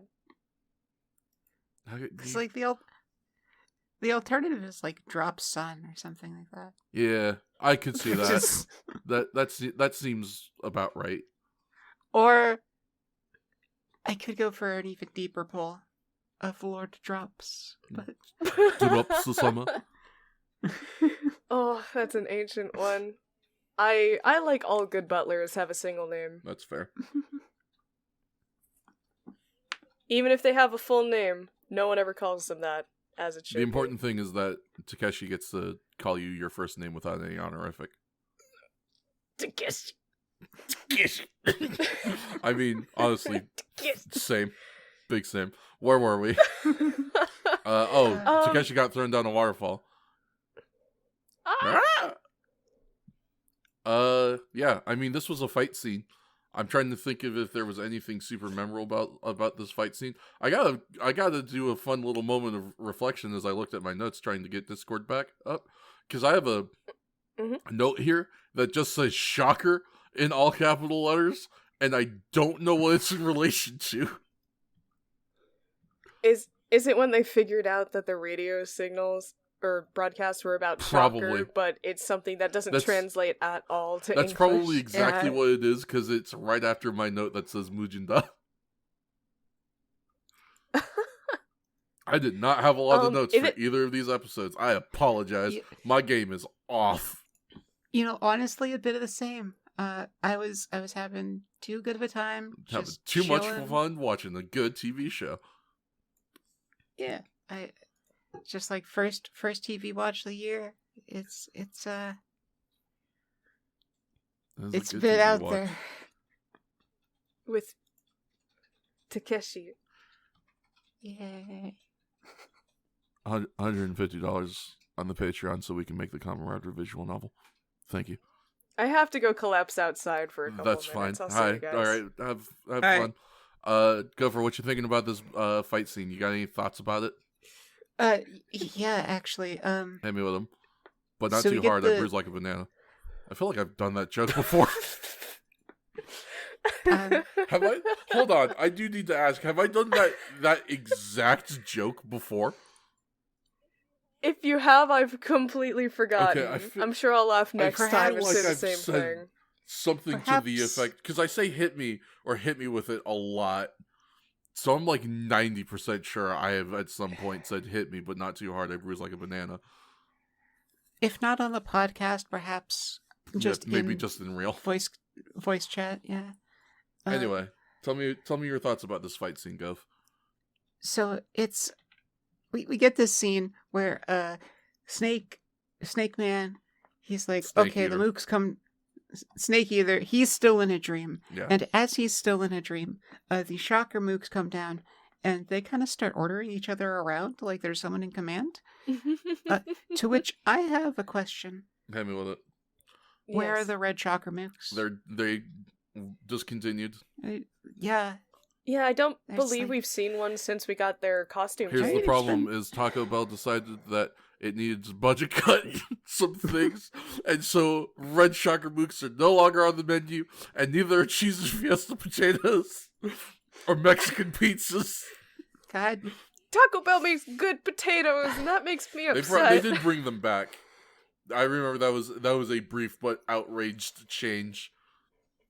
That was Grabs microphone, put nacho fries on the main menu, you do cowards. it. Put nacho fries on the main menu, you motherfuckers, or else. I've never had nacho fries, but they'll sound incredible. They're just, it's like, they're French fries that they, like, cover in Mexican seasoning, and then they serve it to you with a cup of nacho cheese. Dude. Like, the seasoning really makes it, honestly. Yeah, especially because I think it's the same seasoning they put on their cheesy fiesta potatoes, and those are good as fuck. You know, it's been too long since I, disemboweled some French fries and just ate it. And speaking of disemboweling... Yeah.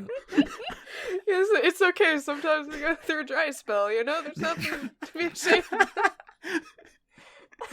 I'm sorry. B, holy shit! I'm sorry. I'm so proud of you! Wow! I'm ashamed. You know? How could I didn't call him Takeshi now? You might as Try well. to get some disemboweling done of your own there, B. Try to maybe loosen up some bowels. Because calling him Takeshi is a great way to start. Keep fucking around, you're gonna find out real quick. I wouldn't mind. Yeah, fucking me neither. Holy shit, wow. Lots of good clips from this one, Wordsy. Hope you're paying attention. You're gonna get some fucking notes. I'm so sorry. Anyway, go for speaking of disemboweling. I'm sorry. Never apologize. Well, B raises a good point that getting Ryder kicked through the chest would be a fantastic way to go. It's also kind of what happens to one of these mooks who comes down the hill.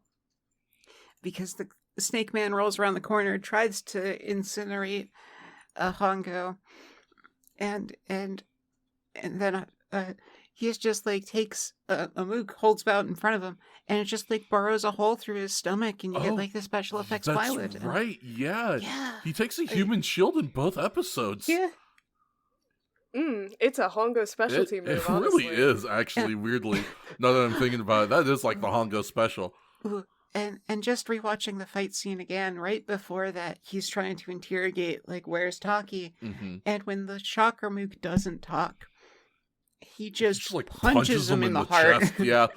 Just right in the heart. He was like, alright, well, I'm gonna turn this shit off. and then the mook just collapses. He doesn't move. Yeah, he's like, hey, watch me turn this dude off like a PlayStation. Bonk! PlayStation 1. Just Yeah. big button. Big old button. Chunk! I'm jealous. You would also like to be turned off like a PlayStation B? Well, if it's by Takeshi. Shut up. I I love this energy. It's just the way you said it. That was very fun and good. I'm embarrassing myself. Hey, congratulations. I'm about to embarrass myself more. I think if I was around Takeshi, I'd rather be turned on, if you know what I'm saying. Eat a potato! I think you'd need more than I that, really honestly. would. I think you're too powerful for a single I'm raw way potato too strong to for stop one. you. I've got a huge mouth. I've got a mouth big enough for honeycombs. And also... You need a good pound of russets. Yeah, I was going to say potatoes have been small as of the last couple of months, as been made evident by me buying potatoes and being like, damn, these are small. Eat a watermelon. Well, now go Like for a you fu- can't a say that fu- because it's racist. Just the... no. Okay, fine. Then eat a pumpkin. Is that better? Right, yeah, that is better, actually. Okay, raw pumpkin does kind Yeah, of that suck. does actually sound Yeah. mega ass. What? Eat an entire pumpkin. God, that sounds like it would suck. I think that would work, honestly. For Yeah. you, that might It would actually definitely. I'd impair probably you be like enough. halfway through, and I'd be like, "All right, I learned my lesson. Can I leave, please?" No, you must learn more than your lesson. You must learn to fear the pumpkin. Oh no. Um, and if that doesn't work, we'll go to durian. Oh god. Oh, stanky. Yeah. Does anyone have more thoughts about this particular fight, or shall we move on? I do have one note that I made for Hongo using the mook as a human shield, and I wrote chakra on chakra violence with a heart next to it. Yeah. That's about It's always it. nice to see more chakra on chakra violence. Also, I just want to take a moment to say that the waterfall, it was nice having some varied sets for this fight, and the little waterfall that they fought at and ended the fight at was real pretty. Yeah. I actually have 2 more points on this fight scene. Please. I believe this is a very weird pull, but there is a SNES Kamen Rider game I have shown both of you, and it's in the works for something special if there's a little Patreon rewards. But there, unsurprisingly for a Kamen Rider game, there is the henshin as a mechanic, and I believe it is this sound clip that they put in the NES game. Really? Yeah, I think it has this similar cadence. And I noticed that kind of in these transformations, it seems to be kind of just like the same sound clip. Mm-hmm. So they're really making it kind of like iconic. Voiceover. Yeah. Yeah. Neat. And I just thought that was fun. Yeah, that's super cool. And then for my last note is also about the waterfall, because gosh, the last waterfall fight we had was a really bad episode. I forget what it is. When was the last waterfall fight we had? It was one that It was a little while ago. Um, The enemy, I do remember, we thought we'd get thrown down the waterfall and explode, but he just landed and then fell over. Yeah. It wasn't. It was after Starfish, right? I think so. Because I remember Starfish Man was also on her waterfall, but it was one of the episodes that was. I think it might have been Dokugander, actually. Oh, it probably was Dokugander, wasn't it? That just kind of sucked. Well, because he doesn't really die in that episode. He turns into a peanut. He turns into a peanut. You know, the episode was a whole nothingness. And in contrast to this episode here, it was just like, hell yeah, this is so much better. It's really cool to see like how they like the fight scenes of a waterfall from then and now. So I don't know. I thought that was very fun. Yeah. And we got a nice ragdoll outfit, a Kamen Rider ragdoll. Yes, we did. It was real good. That man was losing his feet as he was falling forward, and it was great. Oh no, we got a goal. We've almost spent 2 hours on the first episode. We gotta go. We've only spent maybe we'll go quickly next time. We've only spent like 30 minutes on this episide. Maybe, yeah. Yeah. The rest was just nonsense. It's just bullshit. Oh, bullshit. I'm just gonna go ahead and finish the rest of the synopsis then. It's a decently sized chunk, but it's literally just the rest of the episode. So here we go. Miraculously, it says, yeah. See, now I'm all subconscious. Miraculously, Takeshi survives the plunge and begins searching the village for Taki's whereabouts. Not long after, he finds Taki's notebook in front of a cave, in which he enters to find Taki and all the villagers who had been hit by the prism eye crawling around blindly. Takeshi leads the group out of the cave by having everyone hold hands and ignoring the nightmarish visions that their eyes have been tricked with. It's weird that it specifies them as nightmarish, but okay. As they exit the cave, Takeshi realizes that Shocker must have a device controlling the scenery illusions and rushes off to destroy it. Before long, Takeshi gets hit by the Prism Eye and gets captured by Shocker. Now in the underground Shocker base, Jigoku Taishi and Sea Snake Man attempt to kill Takeshi, but he quickly escapes from his chains and transforms. While battling in the Shocker base, Takeshi manages to destroy the Prism Eye device. Leading the fight over a nearby waterfall, Takeshi soon Rider kicks Sea Snake Man, which frees the villagers from Shocker's clutches. Be there! Yeah, so there you go. End of the episode. There's some things I feel like to talk about. We got some good makeup for the blind, showing the people with their eyes all messed up. I will say that. Yeah, it was rough. Yeah, they looked like they had two black eyes really. almost. They looked messed up. Mm-hmm. And see, I feel like it felt like some people in that scene were having some fun, and I enjoyed that. Oh yeah, for sure. Yeah. I was actually imagining to myself, like, there's some guy in the back who's groaning like heck, and, like, the director would have to shush that like, thank you for caring so much, but please. We need some clear takes on these lines, please. Yeah. I admire your commitment, but you are an extra. You're going to need to put your Shakespearean soliloquies away for just a moment. Yeah, just for a bit. Alas, I hath been captured. Alack and alack. Oh, weary me, as I cannot stand to even for looked at the moon, without my eyes bleeding of the prisms. Mine eyes. Doth they deceive My kingdom for thine eyes. Oh, right before this scene is one of my favorite. At this point, it's becoming a Hongo trope, where he lets himself lose a fight, quote, so that he can get captured and infiltrate a base, and they just wrap him up in something that in no way, shape, or form could possibly contain him, and are shocked when it doesn't contain him. This is like right after or that bit, actually. Yeah, he gets everyone out, and then he throws a fight to get sent to the Shocker base, where they have him wrapped in chains, which he, spoiler alert, breaks out of, because we've watched him do that like 6 times at this point. I don't know how you guys don't keep learning. This is how he escaped in the first place. Ambassador Hell hasn't seen it, I guess, but Fashy like, Statue isn't really paying attention. He's super not.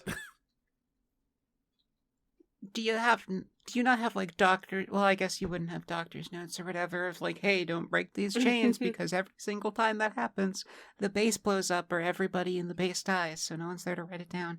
I mean, you would think they would just know how strong their cyborgs are. Yeah.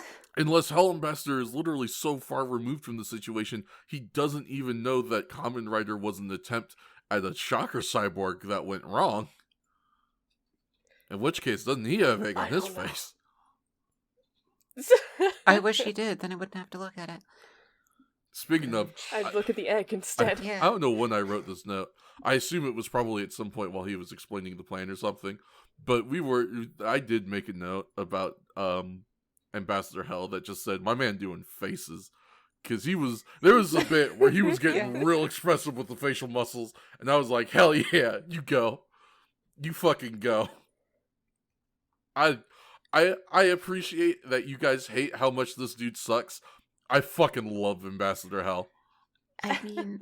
I love his awful outfit. I love his dumb face. I love his, like, pseudo kabuki theater makeup. I love everything about him. See, I think at least with the three of us, I think there is a most genuine appreciation and most genuine hatred. Be with the most genuine hatred. You, Fats, with the most genuine appreciation. Yeah, and I'm sort of in the middle of, I hate this man so much to the fact I love how much I think he sucks. That's very fair. Oh, Butt Snake! Sorry to everyone listening. That's the caption I put on the picture. This is the scene where you see Snake Man with the snake coming out of his backside.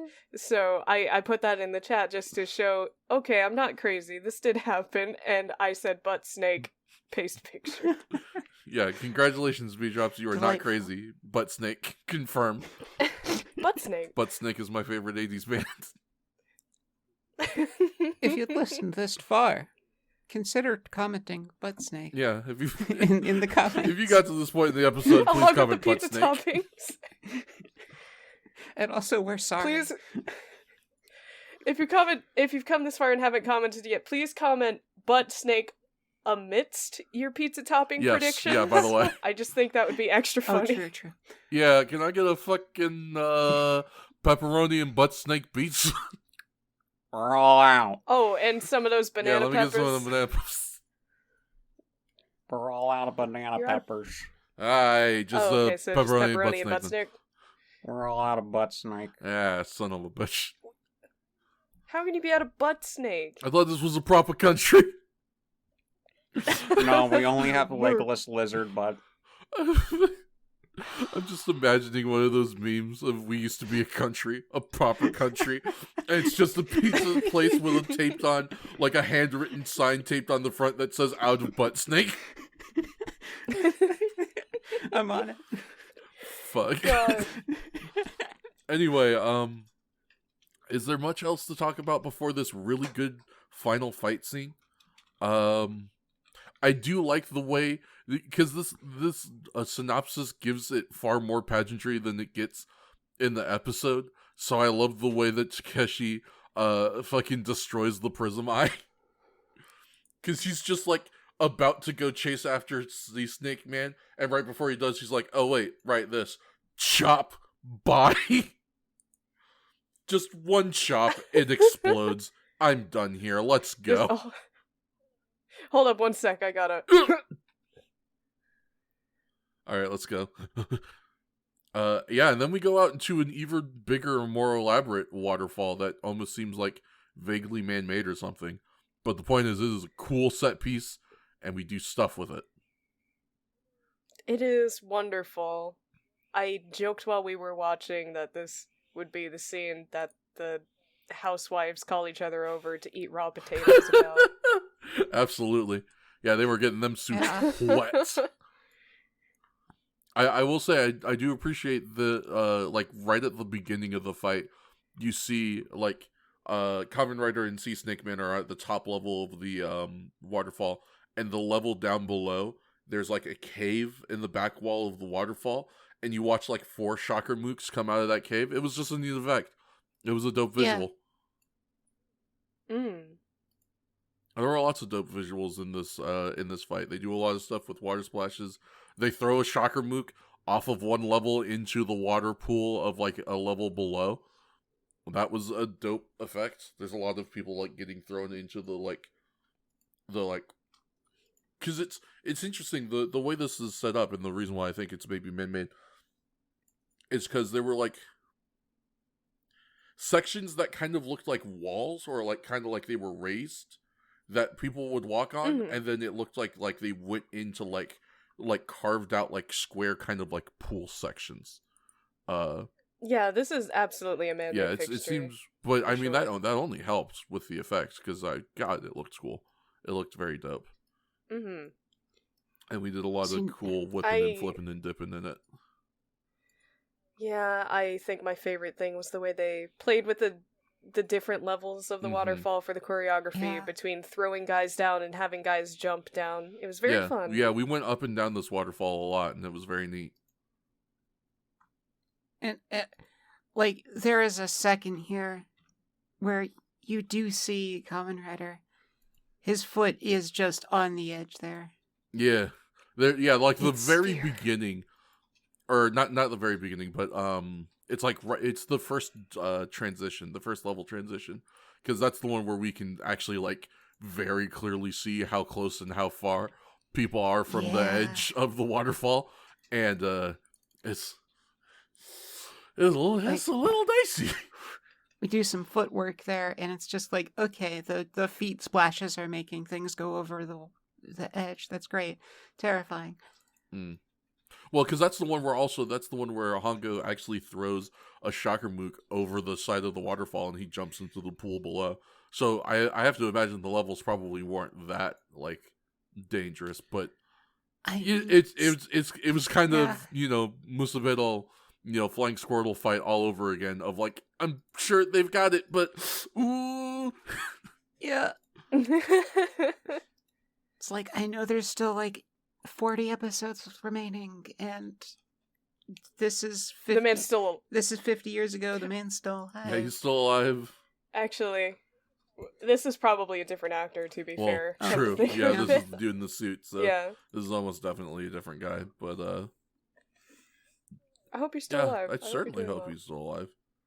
It seems like I've never heard of, and maybe it's just only because I'm explicitly hearing about the ones who live for a long time, but I've never heard of like a toku suit actor who didn't like have a pretty long and prodigious career. So, you know, there's at least that.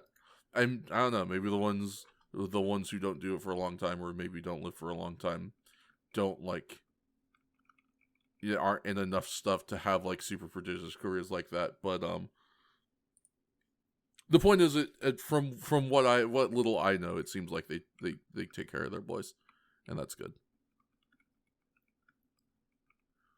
Now, I guess I should ask before I get to the end of this fight, because for my own sake and also Shakes's, who cannot be here, I would be remiss if I did not talk about the way this fight ends, because holy shit. So did anyone else have anything that they wanted to comment on about this fight before I go ahead and get into the absolutely buck wild, insane finish that they decided to go for?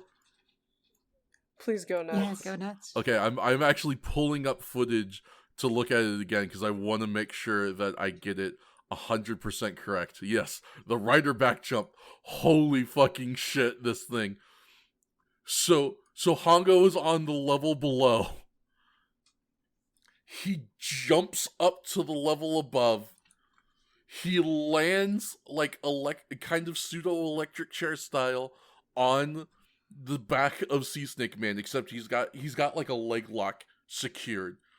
He fucking like El Fuerte style just lifts the two of them into the air, flips Sea Snake Man over, fucking hits the double waterfall dunk Gauss style pile driver into the fucking waterfall, and then gets up and Rider kicks this dude over the edge. It's fucking insane. It is the most buck wild wrestling spot I have ever seen. If you did this in real life, people would literally shit their pants in the seats. It's so good. I was fucking marking out so hard. I was like, oh my god, the electric chair, the flip, pile driver. It's so fucking good. It's insane. Like, oh my god, it's so dope. It's so fucking dope. I have to confess that as fun as the times that I have watched wrestling have been, and as much as I would like to get more into it, there's always a tiny selfish part of me that doesn't want to, because the feeling of hearing someone very familiar with wrestling list off a series of moves is such a weird fever dream experience that I would miss. Yeah, that's fair. Once you're inside, once you understand the gibberish, it's almost not as fun. It's cool, but I do wish you would watch more wrestling with us, though. I know you would love it. We'll have to. I know I would too. And admittedly, it would legitimately help for the podcast, at least especially for this early stuff. I guess so. Yeah, just call it podcast research. If you ever want to just have gibberish that you have no idea what the hell is going on, you can always just ask someone about magic again. Yep. Yeah. I'll always be there to talk to you about Magic the Gathering or fighting games or something. B. So Yeah, we can just trade one gibberish for another. Flashback to last You Sunday. want you want me to Goodness. talk about Yu-Gi-Oh with you some? At least I could somewhat understand some Yu-Gi-Oh. It's fine. We'll get into link summoning. Well, okay. I was in the original Yeah. Yu-Gi-Oh, and I I know you barely know what the pendulum scales are. I heard that reserved sigh. You're just. There's got to be something I'm nerdier than you about. Oh, I'm sure. I don't know shit fuck dick about any visual novels or One Piece. Or Vocaloid. Yeah, or Vocaloid. Eh, There's definitely plenty of stuff that you're nerdier than me about. Thank God. It's just I'm nerdier about more widespread shit. I'm a nerd of the people. I'm a hipster Yeah, nerd. I hate to break it to you, B. You're super hard. Oh, no. I love you to death. It's not my intention. I know swear. it's not. Such hipster was not my intent. Oh, it Such wasn't. I just liked ostracization. what I likes. Oh, This was not your intention. please bully me for liking Vocaloid. I will never bully you for liking Vocaloid. Because I like Vocaloid. I just don't know anything about it because I didn't get into it during middle school because I didn't have friends that were like crazy obsessed with it. Me neither. YouTube was my friend for that. And frankly, it was not a good friend because back in those days in the Wild West world of YouTube circa 2010, probably literally about 40% of any comments on any given Vocaloid song on YouTube was, "What anime is this?" Yeah, that sounds about right. See, the So- problem is at that point in time, I was too busy looking up Wild Machinima. I mean, technically Hatsune Miku is in an anime. I imagine she's in several. I mean, yeah, but yeah, but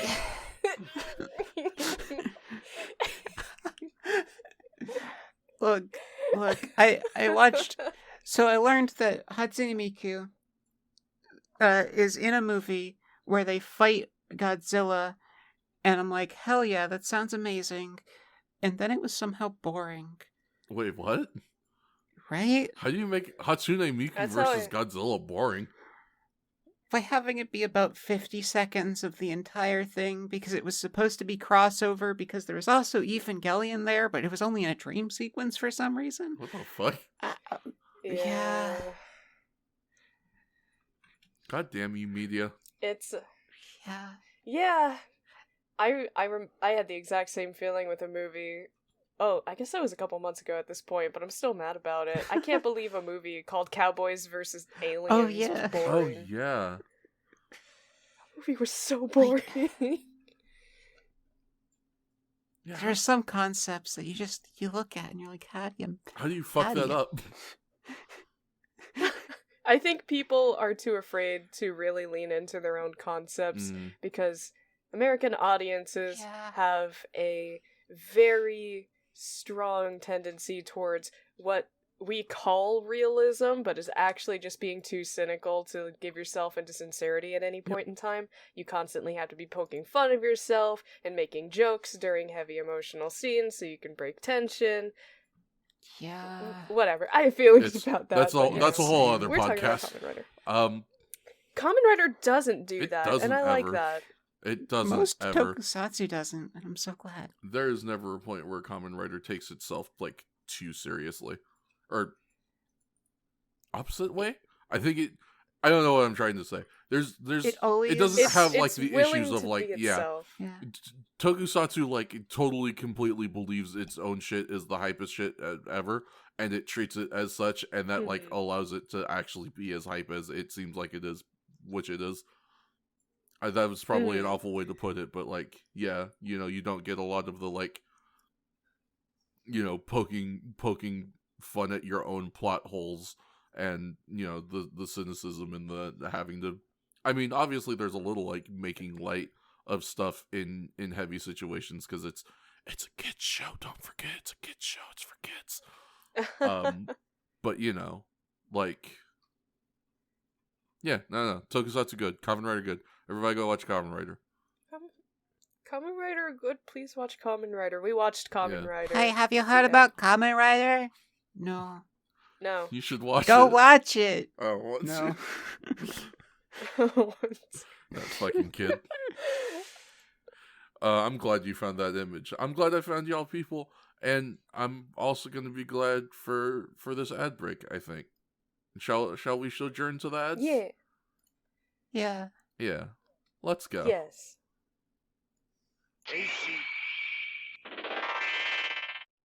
Hello, everybody. We hope you're having a lot of fun with the episode. I know we certainly are. We just wanted to take a quick moment to thank you for enjoying the podcast, if you have been, and letting you know that if you like the people on here and you want to check out more from us, you can all find us on Twitter and Twitch. You can find me, KingFats95th, on Twitter at KingFats95, that's a capital K, capital F, or on Twitch at twitch.tv/KingFats95. You can find the magical Will Gopher at Will Gopher on Twitter and on Twitch at twitch.tv/themagicalwillgopher. You can find Action Shakespeare at That Gal in the Hat and on Twitch at twitch.tv/ACTN Shakespeare. And you can find B-Drops at B-Drops Art and on Twitch at twitch.tv/B-Drops. We also want to remind you that we have a Patreon that's full of all sorts of fun goodies that you can get in on, like behind-the-scenes notes and early episode access. Also, if you are on the $5 or higher tier, you get to get a special shout-out on the podcast, just like our two current patrons, Dead Ode and Public Opinion, which, again, we just want to say big ups and thank you to the two of them for supporting the podcast. And if you want your name featured here, you can do the same. Just hit us up on our Patreon. The link is both in the Twitter bio for the podcast at First Ride Pod, as well as it should be in the information on every episode. So go ahead and go give us a hand if you feel like we've earned it.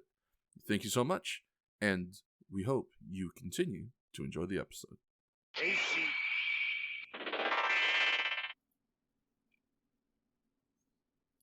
Welcome back, everyone. We hope you enjoyed that quick little ad break.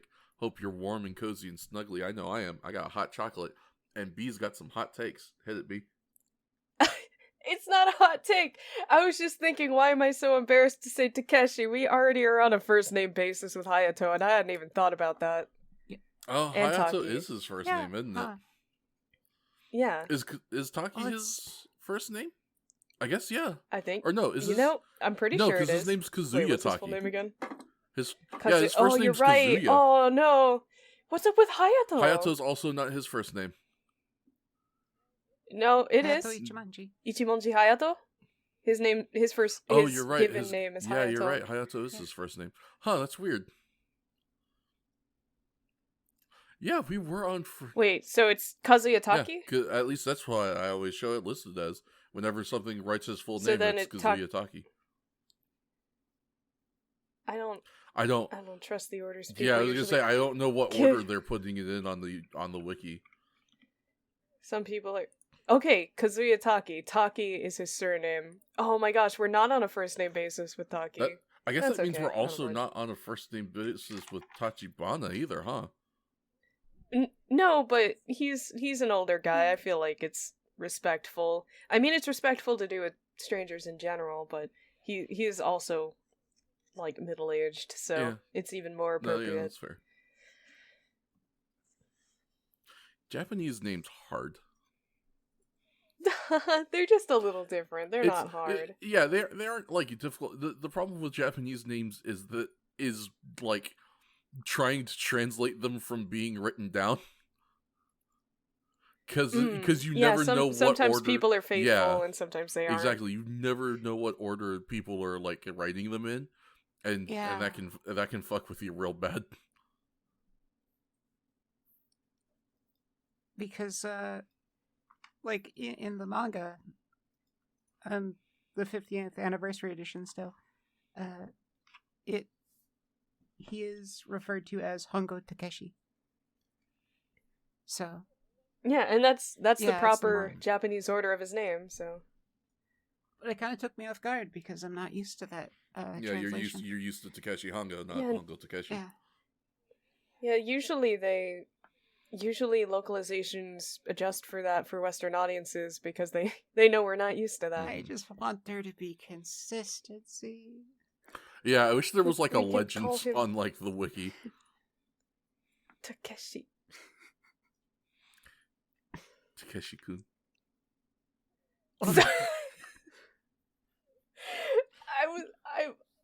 I was in the abyss during that small silent break.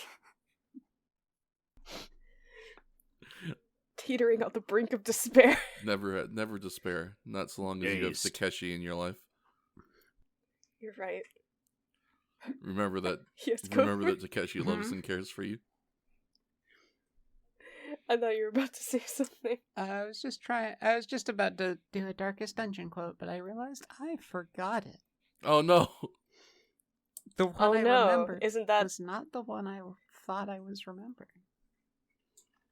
That's fair. And there's your quote of the day. Yay! Yeah. With that awful It segue, resonates. let us go ahead and hit episode 55 hard and fast with a big shoe Ow. because it's Owie. Cockroach Man, the terrifying germad balloon. Oh yeah, we got one of those, Ambassador Hell. No, there's another. I'm gonna DJ Khaled this shit. Another one. What? Another one. You telling me we got more than one cockroach man in this Another kitchen? one. Hands you a cockroach. Ugh. Awful. What a bad sentence. No, thank you. Have a horrible day. The visceral reaction from both of you. Fantastic. It's, like, I'm pretty cool with most bugs. I hate cockroaches. There are not many things I, as a bug person myself, hates, but cockroaches and mosquitoes and fleas and ticks. So it's literally the dangerous ones and cockroaches. Yes. Oh, and I guess... Oh, well, I don't hate termites. They don't have to eat your house. They can live out in the wild, Yeah, too. termites be chill. They can be rough, Yeah. though. Termites can be problems. But we're not talking about them. We're talking about cockroaches. Hear that termite. I'm sorry, were you Problematic. gonna call out termites there for a second? No, don't worry Okay. about it. Just watch my Twitter. Just kidding. What? No. Keep your eyes on the Here's my twit longer and or Google Doc about termites. Are you about to release I have a taken statement? screenshots of my DMs with timestamps. I was just gonna. Well, I know why. It's because it's been in recent Twitter news, but this is just making me think. There was, like, a day or two ago, Elmo was trending on Twitter, and you know how on the trending tab it's got, like, a little blurb explaining why the thing is trending sometimes, other times not so much. On the Twitter blurb for why Elmo was trending, it said that Elmo had released a statement regarding his relationship with Zoe because a bunch of people found clips and were posting them from an episode of Sesame Street where Zoe starts bringing around with her pet Rocco. And these are some A+ Muppets Sesame Street clips. Go hunt them down. But just the concept of Elmo has released a statement. Leave him alone. Like, he's fucking 5. He's his baby. He's just a little kid. Leave him alone.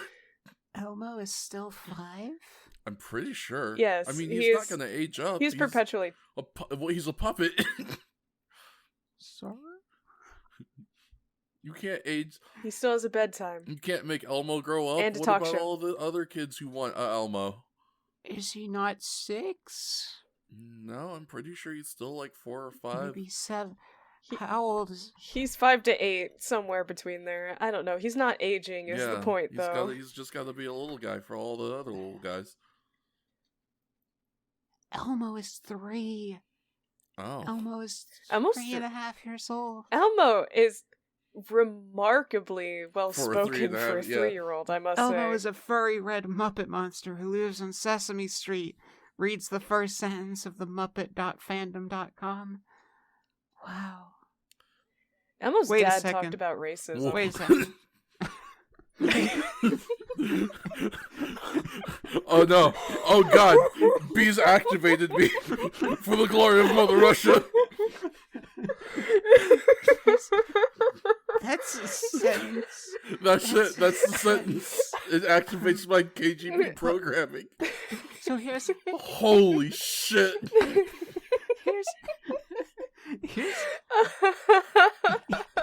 here's some deep Elmo lore, actually. Go for it. Mm-hmm. The wiki explicitly states it does not state that he is a 3.5-year-old, and it states he is self-described as a 3.5-year-old. Oh, self-proclaimed 3.5-year-old Elmo. Which is a weird qualifier. Like, wait, Elmo. You know that? I mean, it's fair Elmo though, of because eldritch nature.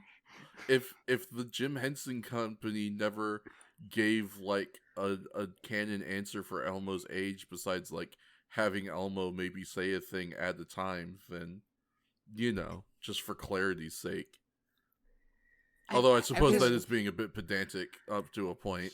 Yeah, But also, if we're not going to be pedantic about a puppet, what are we going to be pedantic about? We've already made the goddamn Muppets wiki.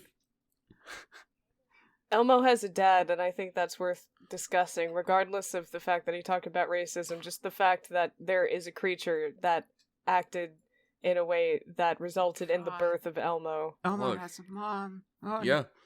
Elmo has a mom and a dad. I've never... His dad's name is Louis. What's his mom's name? I don't remember his mom's name. Don't quiz me. I need to know why these niggas named him Elmo. Elmo. His mom's name is May. Where did they get Elmo from? I don't know. Maybe it's short for some. Okay, hold on. Something. Okay, let's. We're deep diving. We're Muppets talking lore, about baby. nothing relevant. Okay, but Elmo. I need you to perceive the Brazilian Elmo, or the Brazilian Big Bird, if you have not. Oh, Brazilian Big Bird's good. Yeah, the international Big Birds are real solid. Never mind. Elmo is not like a Yoshi. He doesn't have a proper full name or even a last name. He's just Elmo. I don't. He's just Maybe Elmo. there was a time when that was a more common name. Maybe. I don't know. It's cute. It's adorable. I don't know. You figured maybe you tried to justify a name like that by making his dad like Big Nop or something. Well, he looks a lot like his dad, but he's shaped like his mom. I like adorable. it. His dad said Black Lives Matter, and I think that's Thank great. you, Elmo's dad. I have to go assassinate the president now, if you'll excuse me. Oh, yeah.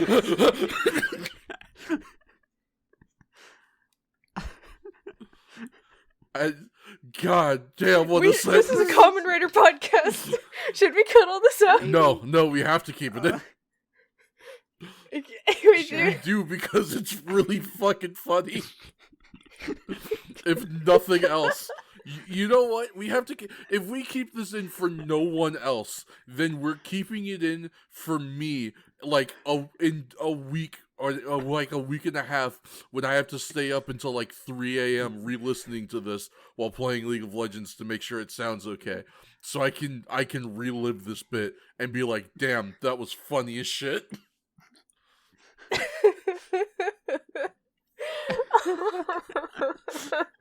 How did we even get Oh no, Big Bird, what happened? Oh.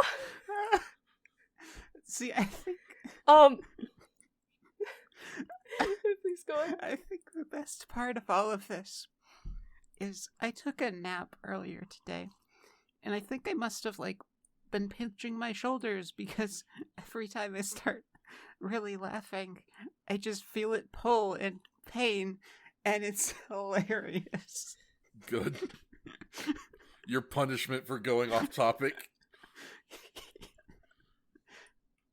Your body tried to preempt our bullshit, and it lost. Anyway, this was all started by mention of a cockroach man and his terrifying germ-ad balloon. This episode aired on April 15th of 1972. And this time the Kamen Rider Wiki didn't want to make my job too easy, so they didn't make a synopsis for this one. So I'm going to do this one, baby. So here we go. Kamen Rider. The episode opens on a bowling alley at night where a man is doing maintenance when he hears a noise. Going out to investigate, he is attacked by Shocker, who spreads a strange powder on him, causing him to rapidly age to death. That's what I've decided. He died. Put it in the death count. We cut to the alley during the day as Goro and the Rider girls bowl. As they are bowling, they see a young woman suddenly collapse in age, soon followed by a young man. The group think this is the work of Shocker and go to tell Hongo. Hongo wonders why the girls weren't affected when Taki comments on them buying their own balls. Hongo asks if the others who collapsed used the alley's balls, which the girls confirm, leading him to believe that that was how the aging was spread. At Shocker's base, Hell Ambassador is explaining Shocker's plan to age people to death with the aging bacteria. That's like the first 5-ish minutes of the episode, 5-10-ish minutes of the episode, yeah? Yeah. It seems Probably. like a good chunk to start off with. So, let's talk about it. This opening part, I feel like, isn't too eventful. We're at a bowling alley. No. It's nighttime. You know, we got some chocolate. I just can't eating really. around. I can't help but think, why a bowling alley of all places to test your deadly bacteria? But I guess. I mean, it makes sense. Why not? You know, they needed a public place with something that they knew was going to touch a bunch of unwashed hands. Or at least partially. Playground. Well, Supermarket. Sure. Well, yes. You had options, but this wasn't wrong, per se. Bus. Actually, I guess they already killed a bus full of people. Maybe it'd seem overdone at this point. They haven't killed a supermarket full of people, though. I was just thinking of, like, I know that there was a string of real-world crimes related to supermarket tampering. Like in But Japan? I think that was 80s, though. Maybe. I couldn't tell you. It might be close enough that it did impact, and I'm just thinking. Possible. Not sure. It's always a delight, though, to get to see Takeshi flex the 600 IQ. Wow, that I need to work on that. It hasn't gotten less awkward, has it? You like watching them flex all 600 of that IQ? Because he's a scientist, and we get to remember that sometimes when he does Yeah, you science. got a lot of brain matter. Yeah. Yeah. Cooper, help me. Hey, Fats, you have single-handedly made me unable to hear the word Pringles without bursting out laughing. Is that helping? Is it? It's a segue. I don't think. I don't know, Okay. segue into what? I was going to take us back into the episode, if only to complain about partial this credit. bowling alley for a bit. Please do. What the fuck is this no kids allowed bowling alley? Right? Excuse me? I- This is bullshit. I don't think. I sincerely don't believe that's a rule of the bowling alley. I think the girls were just being mean to Fuck Goro. that, especially I think they just didn't want to play with him. Then why'd you force him Yeah, to come? for sure. Right? Because they're just like that. Like, it was just because they wanted Goro in the scenes. Which, like, damn, you're right. I'm just That's saying, fair. at this point, with as worthless as they are, you could replace all the Rider girls with Goro, and I'd be okay with it. Yeah. They don't even do anything. They're not even in scenes hardly anymore, and it's pretty It just sad. occurred to me, I don't mean, think it's New not that Girl's they... here. The dog Yeah. leash girl? I don't think Dog Leash is here. I don't... When the fuck I does don't Dog think Leash so. join? Episode 87. Damn. very end. It'd be really funny if it was. I'm gonna go. I'm just curious enough to want to go find out when Dogleash joins. So let's. I feel so bad calling her that. I mean, it's a descriptor. It makes us make sure that we all know who we're talking about. You know, the show sure doesn't. I guess. Yeah. If someone named themselves Dogleash, though, I'd be like, cool, good on you. That's an NB name. Yeah, right? Apparently she's in episodes 54 and 55. What? Oh, Apparently I think she's she might be the taller girl in the corduroy. They don't have a picture of her. I could not tell you. Oh, that totally is her. You can tell, like, I remember the shape of her nose for some reason. That's absolutely her yeah. bowling with them. She's in the corduroy jumper. Oh, What okay. I truly did not notice. I do not. I don't think I did until now. I don't mean to be rude, but truly, what a non-entity in these episodes. She's never introduced herself, ever. She's just there. Yeah, I don't know when. Here's the deal I will make with you, Toko. I will start calling you Toko when you fucking introduce yourself. Until then, your name is Dogleash. Yeah. That's mean, but I guess fair. Like, how are we supposed to know the characters if they don't introduce the characters in any semblance capacity. of any fashion? If you were the target audience for this show at the time, right? So you're like a 7-year-old. You watch one episode of this a week, like on Sunday, and it's 1972. I need you to tell me if you even noticed this was a different woman, let alone that you know what her goddamn name is. Because how possibly would you? What is your hypothesis? She is a ghost. She truly was killed by her dog during the Jaguar Man episode. She was killed by her dog. That's why the leash disappears. That's it why the falls leash out of her hands. It was symbolism. It was symbolizing the unleashing from the mortal coil. Mm-hmm. And she doesn't really do anything. In fact, she has no lines. No one makes eye contact with her. I think we, as the audience, are seeing her through the camera, but no one else can. Oh my god. You know, the worst part is I don't know how much of this could be true, but the part where her not having any lines and no one ever making eye contact with her, I absolutely could 100% buy. The most frustrating thing for me is that I can make that up in 30 seconds.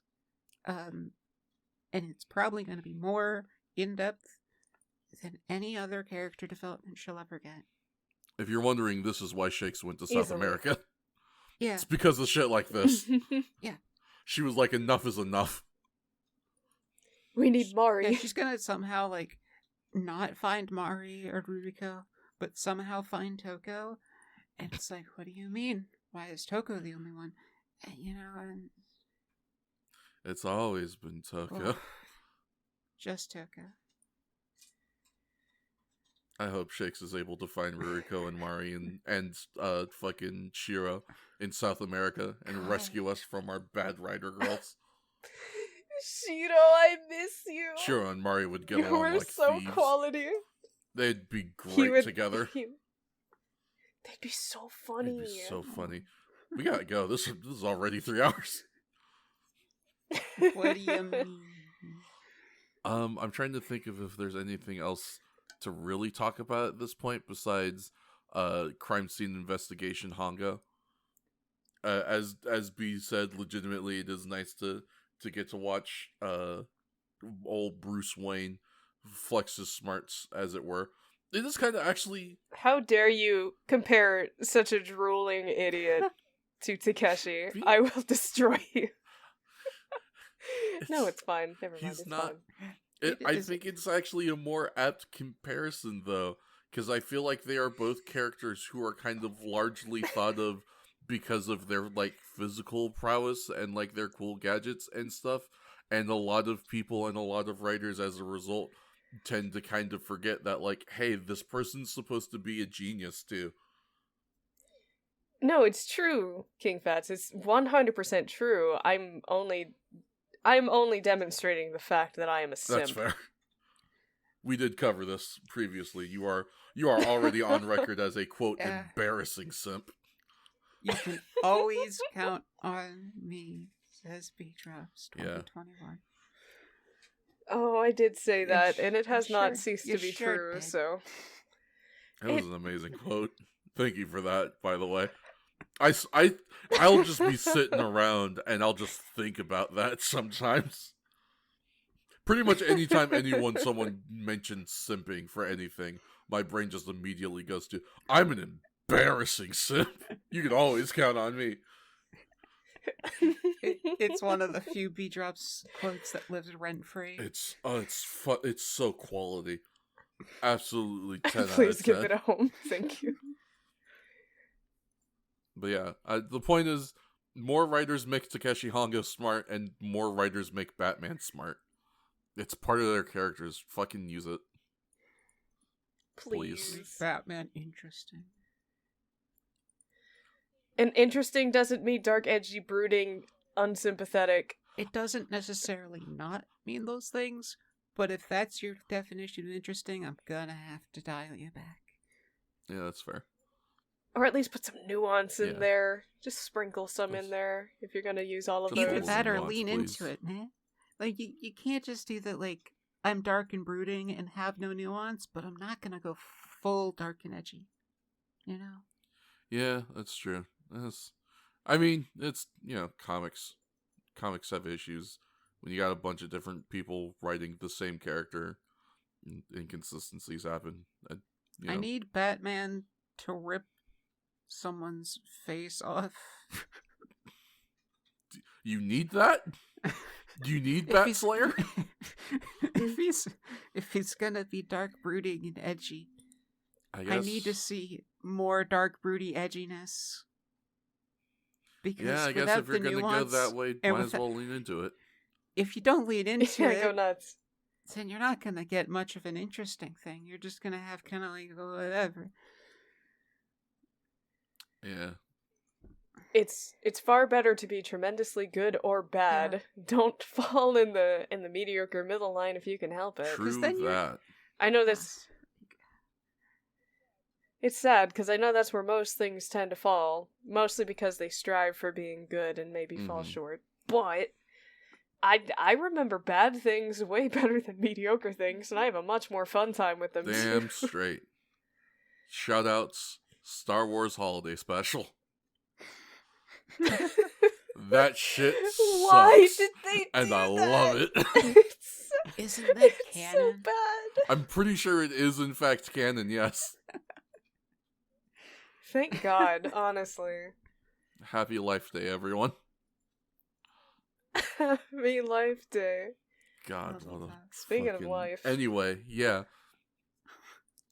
Speaking of life. You know who gives me life? Is it these fucking goons we're about to meet? Yeah, that's not a bad answer either. Did I get to the part where Hongo and Taki get ball bacteria?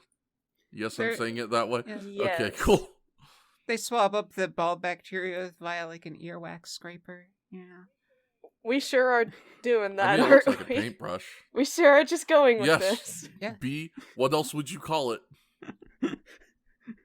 Are they not balls? Do they not have bacteria? Are we not men? We are Devo. No. I hate you. That's fair. Stop talking about Takeshi swabbing balls. Look, I'll talk about Takeshi Hongo and balls as much as I want. And you won't stop me. Yep, there we go. Oh, there we go. Oh, did Spectrum stop me? No, sadly. Good. We didn't get struck down by God this time. Right. Spectrum knows its fucking place. I'll They're like, he's on balls again. Well, I'll make it a little. I guess it's. I'll make it a little must bit more be 12:30. clinical. Takeshi Honko goes to a bowling alley to collect the bacteria from a bowling ball that is constructed out of polyester, urethane, and resin that has been poisoned by the fascist regime known as Shocker. Wow, It's weirdly really? not less sexy, I gotta say. Yeah. And Is now that just me? for a fun meme interpretation, Taki and Hongo go to the bowling alley to ponder the orb, if you know what I'm saying. Ponderous. Taki, someone has infected my orb. Find the foul sorcerer who attempt to poison me. Oh God, your voice. Who did the Woodsman over the garden wall? Your voice dipped into that just for like half a second. Oh, and the Christopher Lloyd? Yeah. There. Yeah, a little bit, huh? Great Scott. Anyway, we cut to a nearby apartment complex. I don't actually know if it's nearby. I just said it was. So it is now. Fuck you. I decide how Japan is shaped. Relatively speaking, it's nearby. Fold it like a Rubik's Cube. Okay. We cut to a nearby apartment complex where two con men are promoting a miracle roach spray. Shocker sees this and thinks the men are interfering with their plan to put aging bacteria on cockroaches, so they kidnap them and return them to the base. Hilariously, because the moment all these stupid mooks are spying on them and are like, oh, they're trying to thwart our plans, it pans over to these nincompoops who are explicitly out loud in the open under the sun and God saying, lol, this stuff doesn't work. We made bank selling this aerosol cans of snake oil. It seems like they at least drove away from the complex first. It's just so funny. But yeah, it is very funny. I mean, it's to the point where even one of the two guys is like, hey, not so loud, dumbass. What here's the part I want to know, because I didn't remember seeing it in my rewatch for the synopsis, right, and I might have just missed it. When the fuck do they talk about Operation Cockroach? Before now? No. Is that at the base? No. And I missed it, or like what the shit? I don't think so. I don't believe they've mentioned Operation Cockroach up till this point, no. Okay, so literally some Shocker mook is like, they're trying to fuck with Operation Cockroach, and you're supposed to be like, Operation what now? Like, there was a point in the base where they were talking about what the plan was, and I don't think they... Yeah, they even described that they would use cockroaches to spread the bacteria, but I don't believe they ever actually used the name Operation Cockroach. Yeah. Amazing. Yeah, they use terrible wording for this as well. Well, that's Shocker for you. Fantastic, honestly. They're so disorganized, and it's kind of delightful. Infecting the ball holes with the bacteria is the verbatim. Infecting ball holes with bacteria. Well, let the... Please don't infect my ball holes with bacteria. Please. I have plans to use those. Your ball holes? Yeah.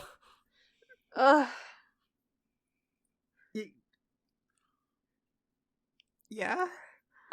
We have to Yes, go. I have multiple uses for the holes I put balls in. Don't worry about it. We have to go. We have to leave, or B is gonna commit suicide. So anyway, Sexy Daisy. These two fucking con men get caught by Shocker, so we do a little Benny Hill bit, because why not? They really do. They're running around the columns, and it's so funny. It's so fucking fun. I think the only thing that was funnier was B and I starting to sing the Benny Hill theme at the same time during the episode. And like, but yes, they get caught. Where was I in the thingy? Yeah, they kidnap them and they return to the base, turning one of the men into the Shocker. When did I put an O in here? I know how to spell Kaijin. turning one of the men into the Shocker Kaijin Cockroach Man. We then see one of the con men back at the apartment complex, giving away free balloons to children, when a young girl with Goro recognizes him. The crowd chases after him when Cockroach Man attacks and kidnaps 2 children. Goro calls Tachibana and explains what happened, and Hongo gives chase to Shocker, facing off with them. During the fight, the con man, our remaining con man, because the other one's a cockroach now. During the fight, the con man tries to run, but he is aged by the Cockroach Man. After the fight, we see a man trying to get one of the lost balloons out of a tree, but it pops, and he is hit with the aging bacteria. It's horrible. It's pretty rough. Yeah. But also, that's your punishment for point... trying to get a balloon out of a tree with a stick? What did you think? I don't know. I know that it was likely to pop anyway, but I can't help but think you'd want to get it down anyway, if not to at least get it off the tree. Yeah, that's fair. I just felt like there could have been a better way to do it. For sure. I think it was around that point where I was starting to think, oh my god, is this working? Like, are they actually kind of doing it? I mean, sorta. I mean... They certainly aged a lot of people. We found out later on that it wasn't really lethal, but they did hit a lot of people with the aging stuff. Well, aging does have a 100% mortality rate. It sure as shit does. Speaking of 100% mortality rate, we should talk about our Shocker Kaijin, now that we got to watch him get created in media res. Yeah. We were excited for this suit, I remember, from last time. Because of jokes about Ambassador Hell looking like a cockroach and being like, well, so what's Cockroach Man gonna look like? Better. Cockroach Man is truly all I can say. He really just looks like a cockroached man. He's just a big ass dude roach. Yo, you ever play Hollow Knight? Yo, you ever play Hollow Knight? I played a little bit of it. Have you ever perceived Hollow Knight? Imagine what one of those bugs would look like as it towers above you. And you got Cockroach Man. Yeah, pretty much. I'll admit, he's got giant red eyes and a mouth shape that I don't know if this is going to make any sense because it's not one for one whatsoever, but it kind of does remind me of like the masks of samurai armor a little bit. Oh yeah, very similar. And he's got little legs on his chest. Yeah, he does. We've come a long way. He's got big old leathery looking wings, like the absolute exact cockroach color scheme. Like, could not get better if you tried. He's a cockroach. That's about it. This dude's just a big roach with a championship belt. Hello, I'm Liam Neeson. Careful, it's a rat roach. Thank you, Liam Neeson. Thank you. Now to fall off the face of the planet. Now here's the real question. Who would like the honor of telling the fun people at home what M this man sound like? Oh. I believe I wrote down the sound as well. I think we all did. I know I did. I didn't know how to spell it, and I ended up not writing it, but goodness, Fair. If I don't remember. So basically, B would have written it if they knew how to spell it. There's a hint. Yeah. I thought it was like... like... You move your fingers over your lips kind of thing. Esque. I really hope this isn't going to be too loud on the mic, but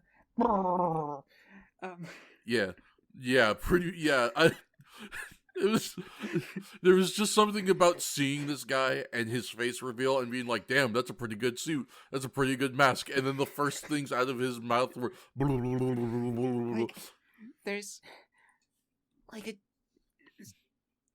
I don't know where I saw this, and I don't know if it's even on the internet anymore.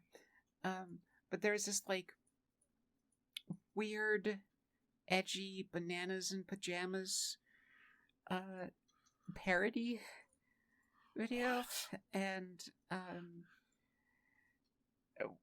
one of the ways they sing the song is like bananas and pajamas, and I just it just sounds like that. Oh shit. Okay, as someone who has not seen a single iota of bananas in pajamas since hitting adulthood, but I did watch it as a child, I feel like I need to hunt this down. I never watched Bananas in Pajamas. Like, that was one of the ones I missed. It's exactly what it sounds like. It's just bananas in pajamas. It was it British or Australian too? Something. I'll try to find it. I'm sure it's aged absolutely terribly because I'm pretty sure it was even better. It was probably early 2000s Newgrounds stuff. Oh fantastic! Boy. Yeah, that's a genre. Yes, it is. Truly. You got the old Flash faces, and that's pretty much all I remember from it. And I just was brought right back to that with this sound as I kept hearing it. Thank you, Cockroach Man, for activating our memories. Thank you. Very much like a cockroach in the kitchen. He gets all up in the brain. God, really, yeah. You don't like cockroach brain? No! Bees only. Get out. Disgusting. I will vibrate you to death. Gopher, I need you to understand the incredibly bad thing that you just did to me. How familiar are you with hip-hop parlance? Perhaps not at all. Okay, so you don't know how brain as a term is traditionally used in rap music, you would say? I can take a wild guess. Yeah, can you figure it out by context clues maybe? Probably. Either that or I'm going as to what what a rapper might mean when he says, "Yo, girlfriend, give me brain." How you add to it? How dare you make me think of a cockroach giving someone brain? I'm not. That's my visceral reaction. You don't make sound effects because it's gonna help. It will make the image in the minds more clear and more tangible, and I don't need that right now. That was you. I was just reacting. I implied and insinuated nothing of the sort, my good sir. It's the noise because it's fitting. It was a shudder. We need to leave. We have to go. There's a fight scene. Let's talk about the fight scene, please. I'm begging you. Can we talk about the fight? Wait, actually, we should talk about this narc first. This little narc bitch. That's not fair. That's incredibly mean to this girl. She's so cute, and her too. Cute little. She was very cute. I even wrote a note. I was like, "Girl, hanging out with a cutie." Like, all right, girl, yeah. I see you. Go on, get it, homie. Like this little girl popular. Yeah. I'm sure of it. Oh, very. Not more popular than Goro, obviously, but she's trying. Well, no. Yeah, very cute girl, very cute outfit. Sees this dude handing out balloons, gets a balloon, is like, "Hey, wait a minute, that's the dude who sold me that bogus fucking roach spray." Which I killed nothing. I don't know why, but that makes Goro be like, "Let's get him, everybody!" And the kids jump this man in the street. This dude. Let's start a riot. Yeah, as if he isn't in the middle of atoning for his sin by giving away free balloons, an act of kindness. Admittedly, it's because he works for Shocker and he didn't want to get turned into a fucking roach man, but I digest. Or digress. I mean, I digest too, but it's only on Thursdays. Were you not a fan of that day? This This is the energy we got going on. Yeah, holy shit, we fucked up bad.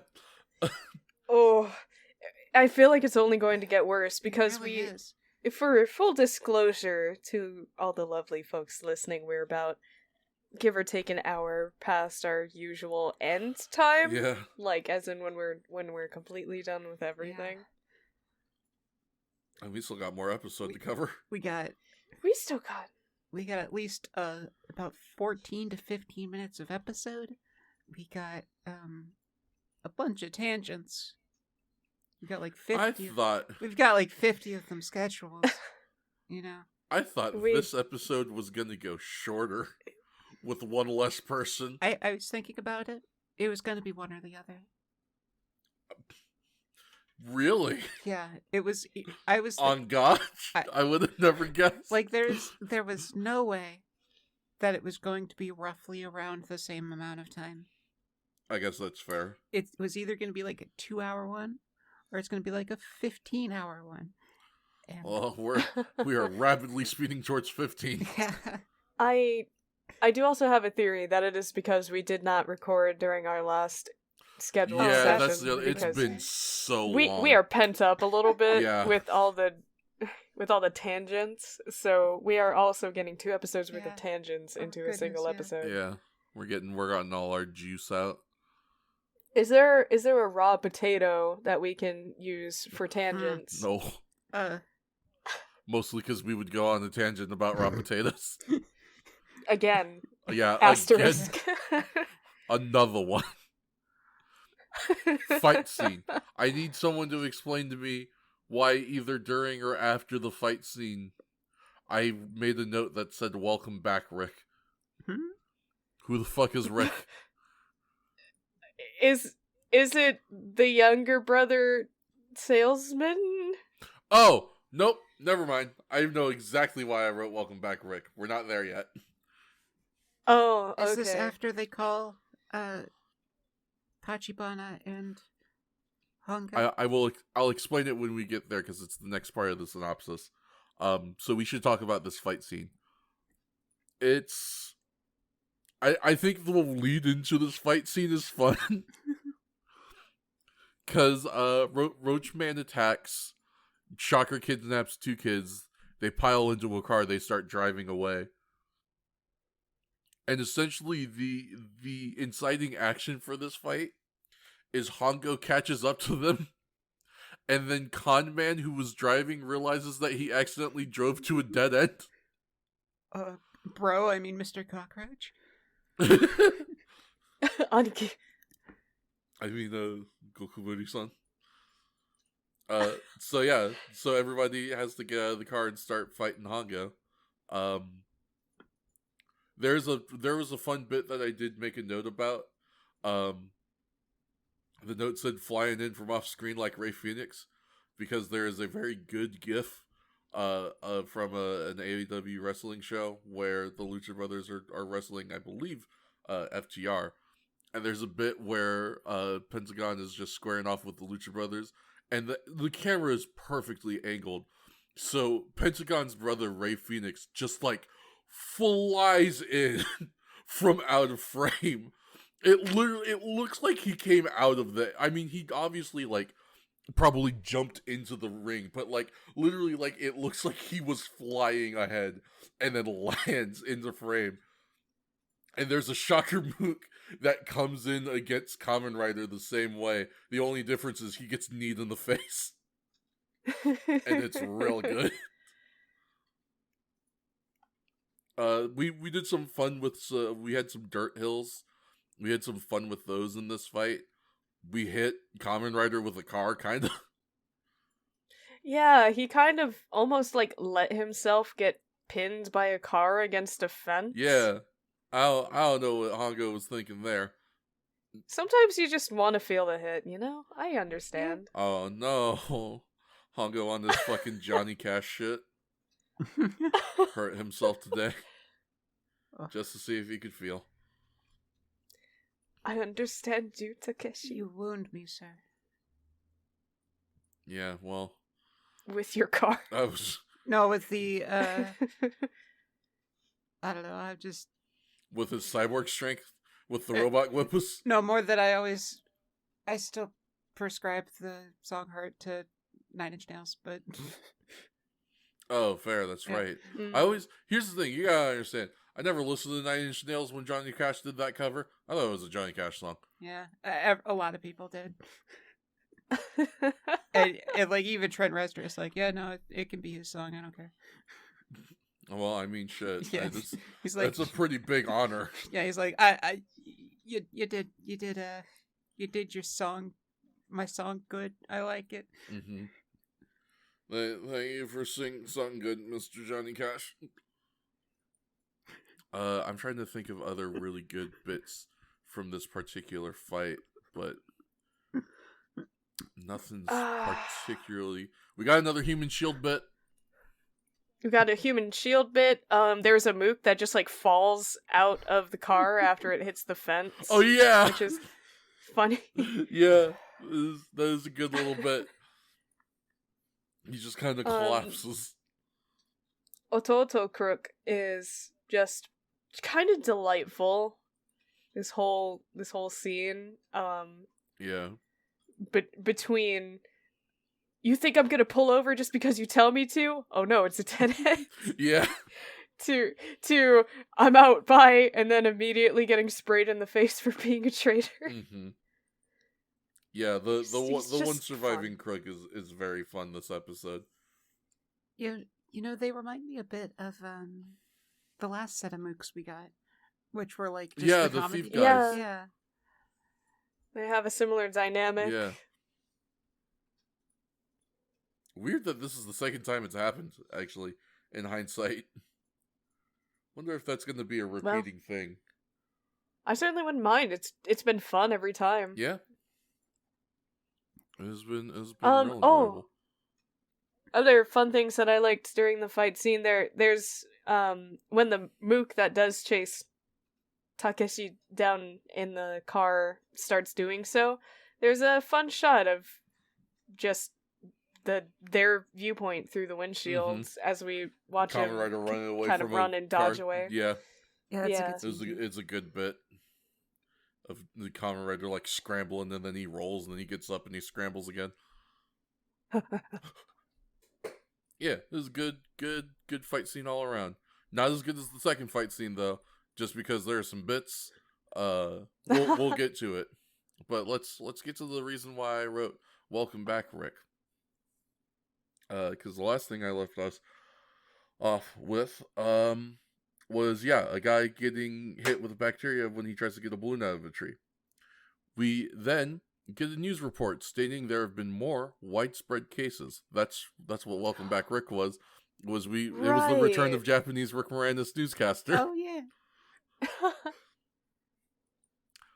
Back at Shocker's base, they explain their plan to fill a large ad balloon with the bacteria and pop it over the city. At the hospital, Hongo and Taki speak with the Khan, who says he has an antidote in his jacket pocket. While Hongo is getting the antidote, Taki is attacked and aged by Cockroach Man and Shocker, who then throw the aged Khan out of the window. Yeah. That was so good. I can't really describe how much we all kind of lost our minds at Shocker breaking into this hospital room to this decrepit, rapidly aged man in the bed. And they could just do him in, but they decide to pick him up and throw him out the window. I think my favorite thing too is they age Taki and Cockroach's Man is like, all right, now throw him out the window. And there was just something about like the way it was said and the theming and everything where I was like, oh, Taki's probably going to show up right about, or not Taki, but Hongo is going to show up right about now and do something about this. But he doesn't. Yeah. So they kind of just pick this dude up and just kind of very unceremoniously chuck him out the window. It's so good. It's so fucking good. They play a little sound effect along with it. Yeah. So they throw him out and he's like, pew! Like he's some ssort of cartoon anvil or Might as something. well be shit. It's so good. It's fucking great. So yeah, they throw the H-Con out of the window. Hongo arrives and gives the pill to Taki, curing him. Then, Hongo arrives and gives the pill to Taki, curing him. Then one to the Khan, who tells them about Shocker's plan. Hongo gives Taki the remaining pill to be analyzed while he goes to shop Shocker. On the roof of... Also, by the way, that man survived. Yes, yeah, Mhm. very important is somehow being rapidly aged and then dropped out of like a second or third story window. It looked like it was like third story window, did not somehow kill this dude. Didn't just like shatter all of his bones on impact. And So he survives and decides he's going to live a life of honor, Ebenezer Scrooge style. as I said during the watch, I have never rooted for Shocker to kill anybody, but damn, I kind of wanted to get them to get this one, because like they certainly tried they for were it. trying so hard, and it's not like this man was a threat. This man was just like bedridden, and they couldn't even do that right. And I'm just like, I mean, he wasn't. Not only was he not a threat to them then, he wasn't a threat to them in the first place. yeah, this The whole reason they attack this dude is because they think he's selling legitimate roach spray, but he's just a fucking con. He's just a snake oil salesman. Like, if they had taken like 5 minutes to talk to this guy so he could be like, look, the roach spray doesn't fucking work. I don't know who you guys are, but I don't want anything to do with you. Leave me alone. It would have been fine. It has like But- similar energy of like the big bad is like, oh, perceive my power, and like turns on a light switch, and then it doesn't actually flick anything because like the power's out. And I'm just like, oh man, Oh, kind of wanted you to get that one, you know? anticlimactic. Yeah, I was kind of hoping you'd get a dub, dog. Yeah, really. Like even if you'd ultimately lose, you could at least get Would have been something. nice to have seen him do something cool. Yeah. Man, you just Oh didn't. man. Yeah, It was, Oh, go ahead. yeah, which is funny. I think there's a funny sort of juxtaposition between their complete ineffectiveness at killing this one dude and how well the rest of their plan seems to be going Yeah. thus far. Like, it's not the best plan in the world, but it was at this point that I wrote, based on the title of the episode, Cockroach Man, the Terrifying Bacterial Ad Balloon, I thought this was going to be a dumb story about a Shocker ad campaign, but I was so Yeah, wrong. Yeah. They could have got like a Shocker blimp, you know? And instead of Fascism is good, actually. and Oh, instead yeah, of like raining okay. down confetti or whatever, they just rained down that like aging poison. Yeah. But no, that's way too effective. Yeah, unfortunately, Gopher, that would be a good plan, A. And 2, Or- Nazis are all just kind of diametrically opposed to blimps after, the Hindenburg. Or they could have made a Kamen Rider blimp and done the same thing. Yo, Kamen Rider blimp? That'd go hard as fuck. Because then I'd want to ride a Kamen Rider blimp. they'd be like, yo, the Kamen Rider blimp is throwing poison down at us? Kamen Rider's evil. Kamen Rider is Opens evil. mouth. Boom. What? Yeah. And it's just, nah. Wait, what? What? I don't know. I feel What did you say, B? Don't worry about it. Reveal your sin. It's for words to know at this point, Hmm. and you to find out after the edit, I Hmm. guess. No one heard me this time, thank Hmm. God. We can just linger here. Yeah, we could, but I won't. I was gonna say, at the end of the day, the money for this episode comes out of one person's wallet here, and it's neither of you two. So for my own sake, we must continue. Let's go. So What? the medicine. I think the medicine. did I finish the thing? Oh no, I didn't, because we started talking about dude what got killed. Did we talk Or about? did I finish the synopsis? I think so, right? No, because I was about to get to On the Roof, but we started talking about something. Yeah, we were talking about everything up to that point where they were about to launch their ad balloon, and I think that's where we stopped. Yeah. So go ahead, Gopher, with the message. Sorry, I'm trying to get my own mental bearings. No, I'll actually let B, since they're the one who mentioned it originally. What does the medicine look like? This little aging cure. Yeah. The aging cure, as I described it during our viewing, looks exactly like those little capsules that have sponges in them that you put in water, and it dissolves the capsule, and then the sponge reveals itself to be shaped like a dinosaur. Yeah. Who would have thought the cure for aging was childlike wonderment and youth the whole time? Honestly, it's kind of poetic. Yeah, really. You probably shouldn't eat it, though. You really don't, unless you want to grow a dinosaur. Well, no, don't. Yeah, don't do it. It's not, dog, don't do it. Trust me, though, it's not worth it. Yeah, it is interesting that is like exactly. The other thing that I thought was weird is when Hongo goes to get these pills, which I will go ahead and just give for the benefit of the audience, even though I didn't write in the synopsis.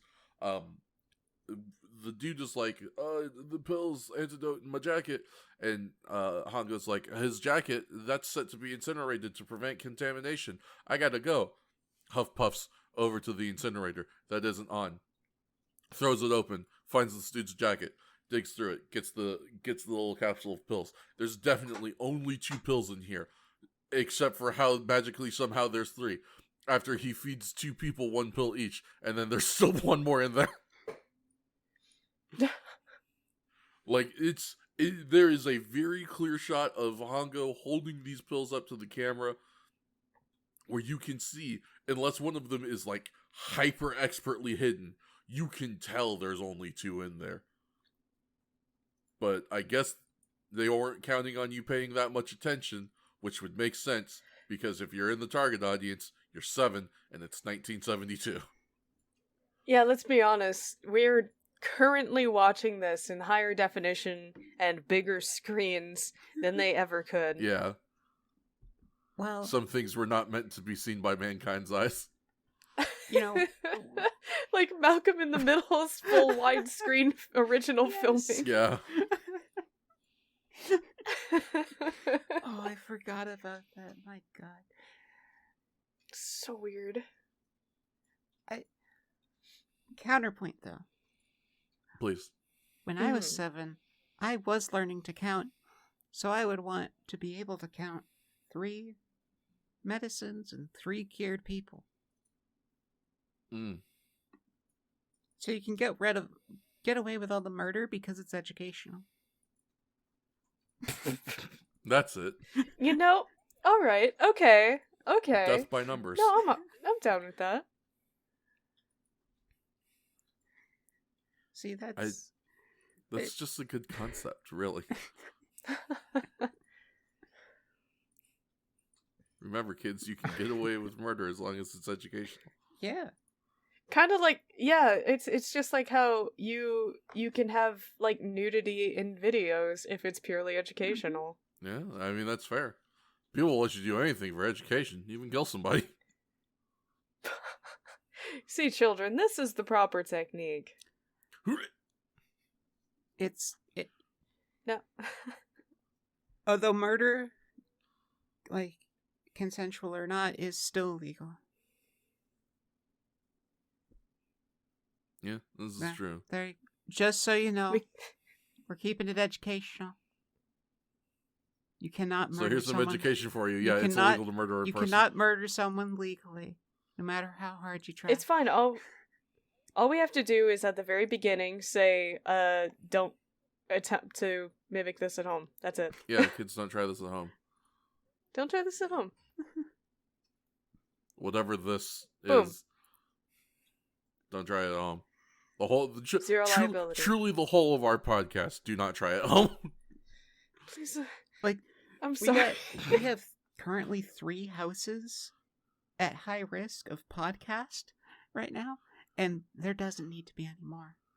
Yeah, really. Sometimes 4. Yeah. It gets up to 4 on a bi-weekly basis, you know? Technically 5, Yeah. because then we send all the podcasts to a 5th house. Where And it's then concentrated. we put it up for you. Yeah. And then you listen to it from the comfort of your home. Oh no! But it's fine.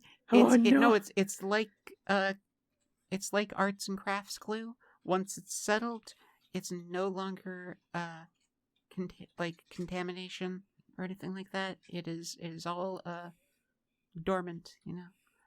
Okay, it loses the toxicity. Okay. Yeah. That's good. That's why we sent it to the 5th house. Yeah, it's only to cure it. You know? To purge it of detritus.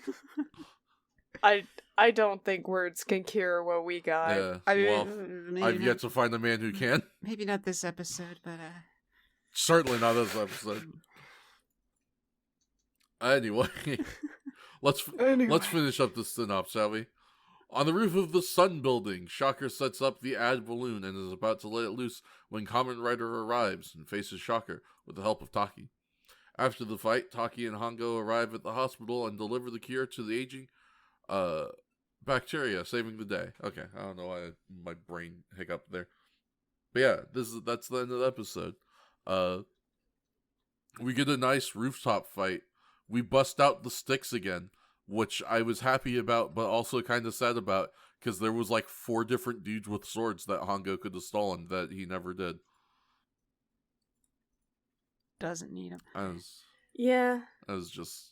Not that we need to give B more work. No, I'm alright. I mean, it's especially easy when there's only one rider at a time currently, so it's not bad. I gotta say though, I really love what they did with Taki for this fight. Yeah. Taki's little bit was very good. Because, I don't know how or when he got here, don't worry but... about it. It's Taki. He'll always just show up eventually. That's fair. I like to think of Taki as like one of those NPC companions in the video game, where it's like if you get far enough away, he'll just teleport to you. It's fine. That is pretty apt, and I love that. Just don't ask him to wait somewhere, because then it's not going to mark it on the map, and you're just going to have to reload your save. Mm-hmm. And don't mount. Taki? Well, He has a set run speed. oh, fair enough. Okay.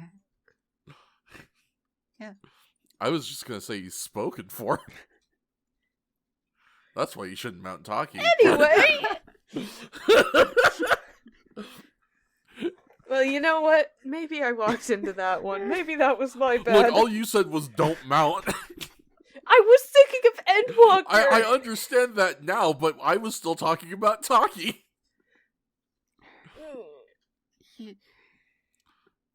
Yeah. You have to be a certain class to mount Taki. That's what we're saying.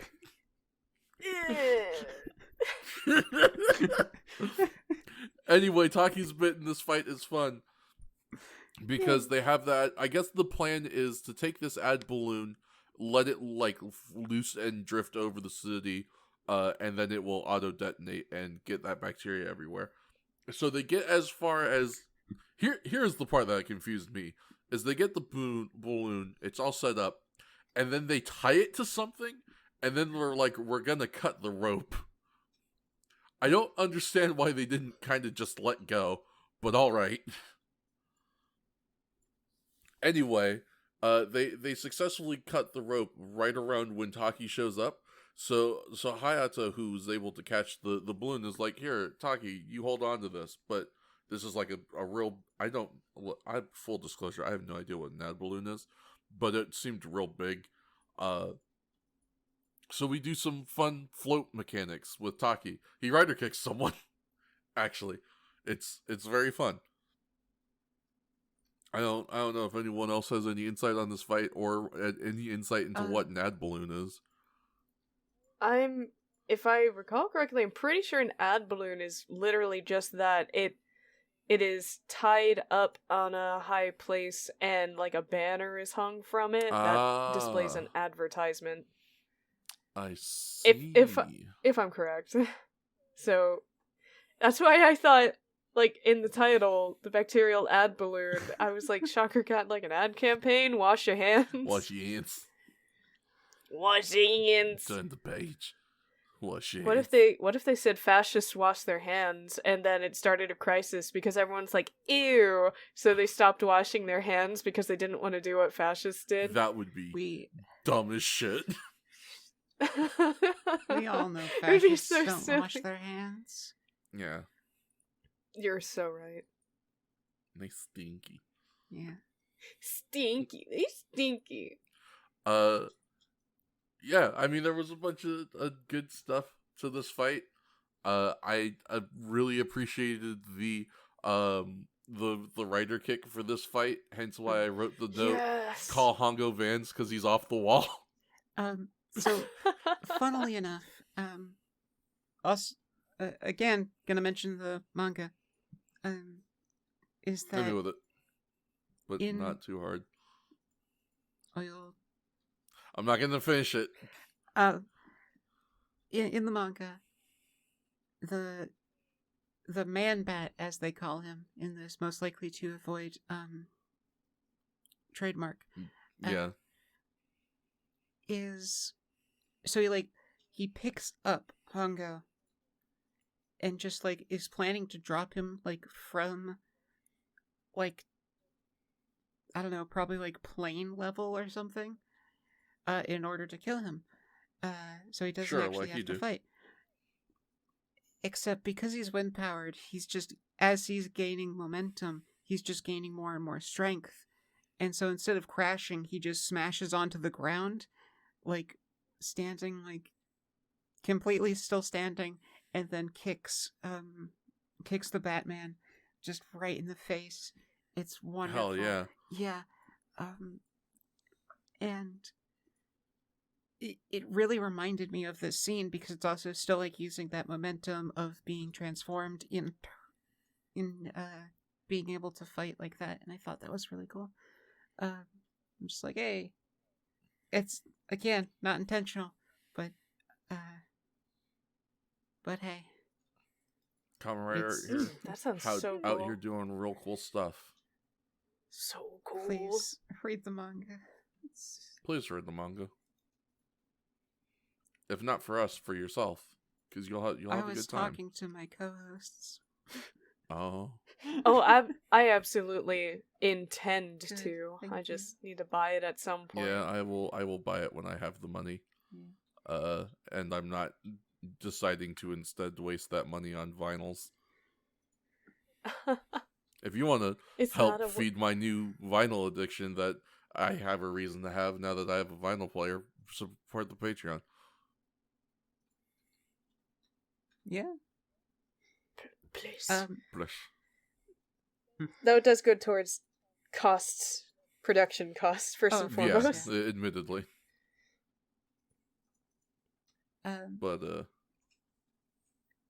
But going out of the rider kick, I think this is probably one of my favorite Shocker death moments as well. Me too. Yeah. Oh my If god. not just for the absolute timing, it's Um, very good. because I don't remember if it was you, Fats, or B, who was asking if he's dead. I think it was B. It was me. Well, yes, because of because the way he before he dies, dies, yeah. he reverts. So it's a process. At first, gets kicked off a building, turns over, starts to do the death shake of Yeah, he does the roach thing. yeah, and as soon as that's ending, B asks, "Is he dead?" To which he detransforms from his Shocker form, seems to have a heart attack and die. And then it cuts away to Taki and Kamen Rider for just a second, then cuts back, and then he's dissolving on the ground, in the styrofoam sort of thing we've seen before. And Doesn't then he get catches, set on fire? Yeah, and then he Yeah. catches fire. They Spontaneously fucking combusts. annihilate this dude. He died 4 times really on the did. ground. They're like, we need you As to if to understand kick that me this in the teeth. is dead. like, just for asking the question, they decided to punish this poor man, I suppose, because as just like a normal human, because they saved the other Khan, I thought maybe this guy could get redemption, because this was all done against his will. Mhm. So, when he falls on his cockroach back and then reverts, I was like, oh, maybe he's fine. He's and not. and then he just melts and explodes. He's super not fine, actually. I checked. He's the least fine, probably. Absolutely the least fine that you could be, actually. Truly beautiful. Oh, It was very good. there is a scene immediately following the fight Mhm. that does make me lose my mind a little bit. Please. And it actually happened earlier in the episode too. But Taki returns to the hospital room wherein the couple from the bowling alley that the girls had seen collapse Mhm. are being hospitalized, and Tachibana is watching over them. And when Taki enters, completely unsuited, Tachibana, in his full hazmat suit, approaches him and takes his helmet off. And this is the exact same thing that happened to Taki that allowed him to get sprayed earlier before this big conflict. Because he was in full hazmat suit as well, and the moment the enemies entered, he decided he would take his helmet off for, I can only assume, increased visibility, giving him the benefit of the doubt. Mhm. But he got sprayed in the face by the thing he was wearing a hazmat suit for. Also, they're not wearing gloves. It's a little rough. I don't know. Reminds me of Godzilla, the first Godzilla, when they're just like, the radiation levels are off the charts, picks up radioactive fossil with bare hands. And I'm like, bro, stop! Dog, you can't be doing this. You have You 3 minutes left to absolutely- live. Oh my. Yeah, your bones are literally going to melt and turn to dust and fill with holes. Radiation poisoning is horrific. Please. Please. I wish it gave me superpowers. Well, it doesn't. Yeah, No, yeah. actually, it does give you a superpower. It gives you a super death. Yeah. Yeah. You oh, I just It gives you the superpower to die in, like, the most horrific way imaginable. Yeah. there is Just your entire body denatures and Yeah. literally melts apart. Fun. Fun. it's like at the subatomic level too. So it's like have fun with that, buddy. Just God. You're just constantly, literally losing parts. They just fall off you, and you're growing these giant cysts, and you're literally fusing into things. And anyway, Kamen Rider. Yeah, Kamen Rider. Does Kamen Rider. How's Takeshi doing? Takeshi's good. He's fine. He's still a cyborg, Yay. though. He's still a fucking freak. I like that. Shut up, narrator. Yeah, fuck off, narrator. Don't be a dick. The narrator was so rude. They were like, we were able to cure everybody of their bacterial infection, but there was no way to restore Takeshi Hongo's body. Oh Yeah, no. like, he's just like a dick for no reason. Not Oh no, the enhanced robot body? Oh. Oh Dear no. me. What a Oh. shame. Oh. Goodness me. Whatever shall Guess we do? we'll just have to live with it. Wah, wah. Poor Hongo. Poor Takeshi. It'll sound less strained at some point, I swear. One day, B. Yeah. Well, with all of that having been said and done, I think that's gonna do us for this episode. But before we head out, we're doing something new that we want to start trying to do on all of these episodes. So it's time for our artist of the week, y'all. Yay! Yay! So if you'll recall from, I believe, the previous episode, we talked about how we wanted to kind of shout out more Kamen Rider artists and content creators, and so we're doing that right now. And so for our artists this week, we've got Mark JC, also known as @BozoRobo on Twitter. We first found Mark JC On Etsy, we were just kind of looking for Kamen Rider merch on the internet, and we found this artist and the dope, super awesome anti-fascist Kamen Rider merch that they do. It is super cool. We may try to link it, if not in the description, then we might just like make a post to shout them out on the podcast Twitter, so you can see some of their stuff. They are a comic artist and they are an illustrator. Like I said, you can find them at Bozorovo on Twitter and Patreon, and they also have the Etsy shop called I'm going to say this and then spell it just so that way you can make sure to get it. Aniseed Comics. That's ANASEED COMIX. So they do all sorts of cool Kamen Rider stuff. I believe they have a Kamen Rider like themed original comic that they do that I believe they sell copies of on their Etsy. They're also the co-host of a VR Troopers podcast. So if for whatever reason you remember the old other Japanese toku show that got brought over from Japan and then dubbed over as a show here in the States, VR Trooper, and you got fond experiences with that, and you want to check something out about that, you can go check out that podcast. Yeah. That being said, does anyone have any closing thoughts or statements or things that they want to end the episode with? It's too many. Too many? Too many. Happy New Year. Yeah, Happy New Year, y'all. I already said that, didn't I? Happy New Year, holidays as everybody. well, because I don't think we had the mental wherewithal to wish everyone a happy holidays on the last episode we did, because we were not Perhaps- aware of what was going to happen. No, yeah.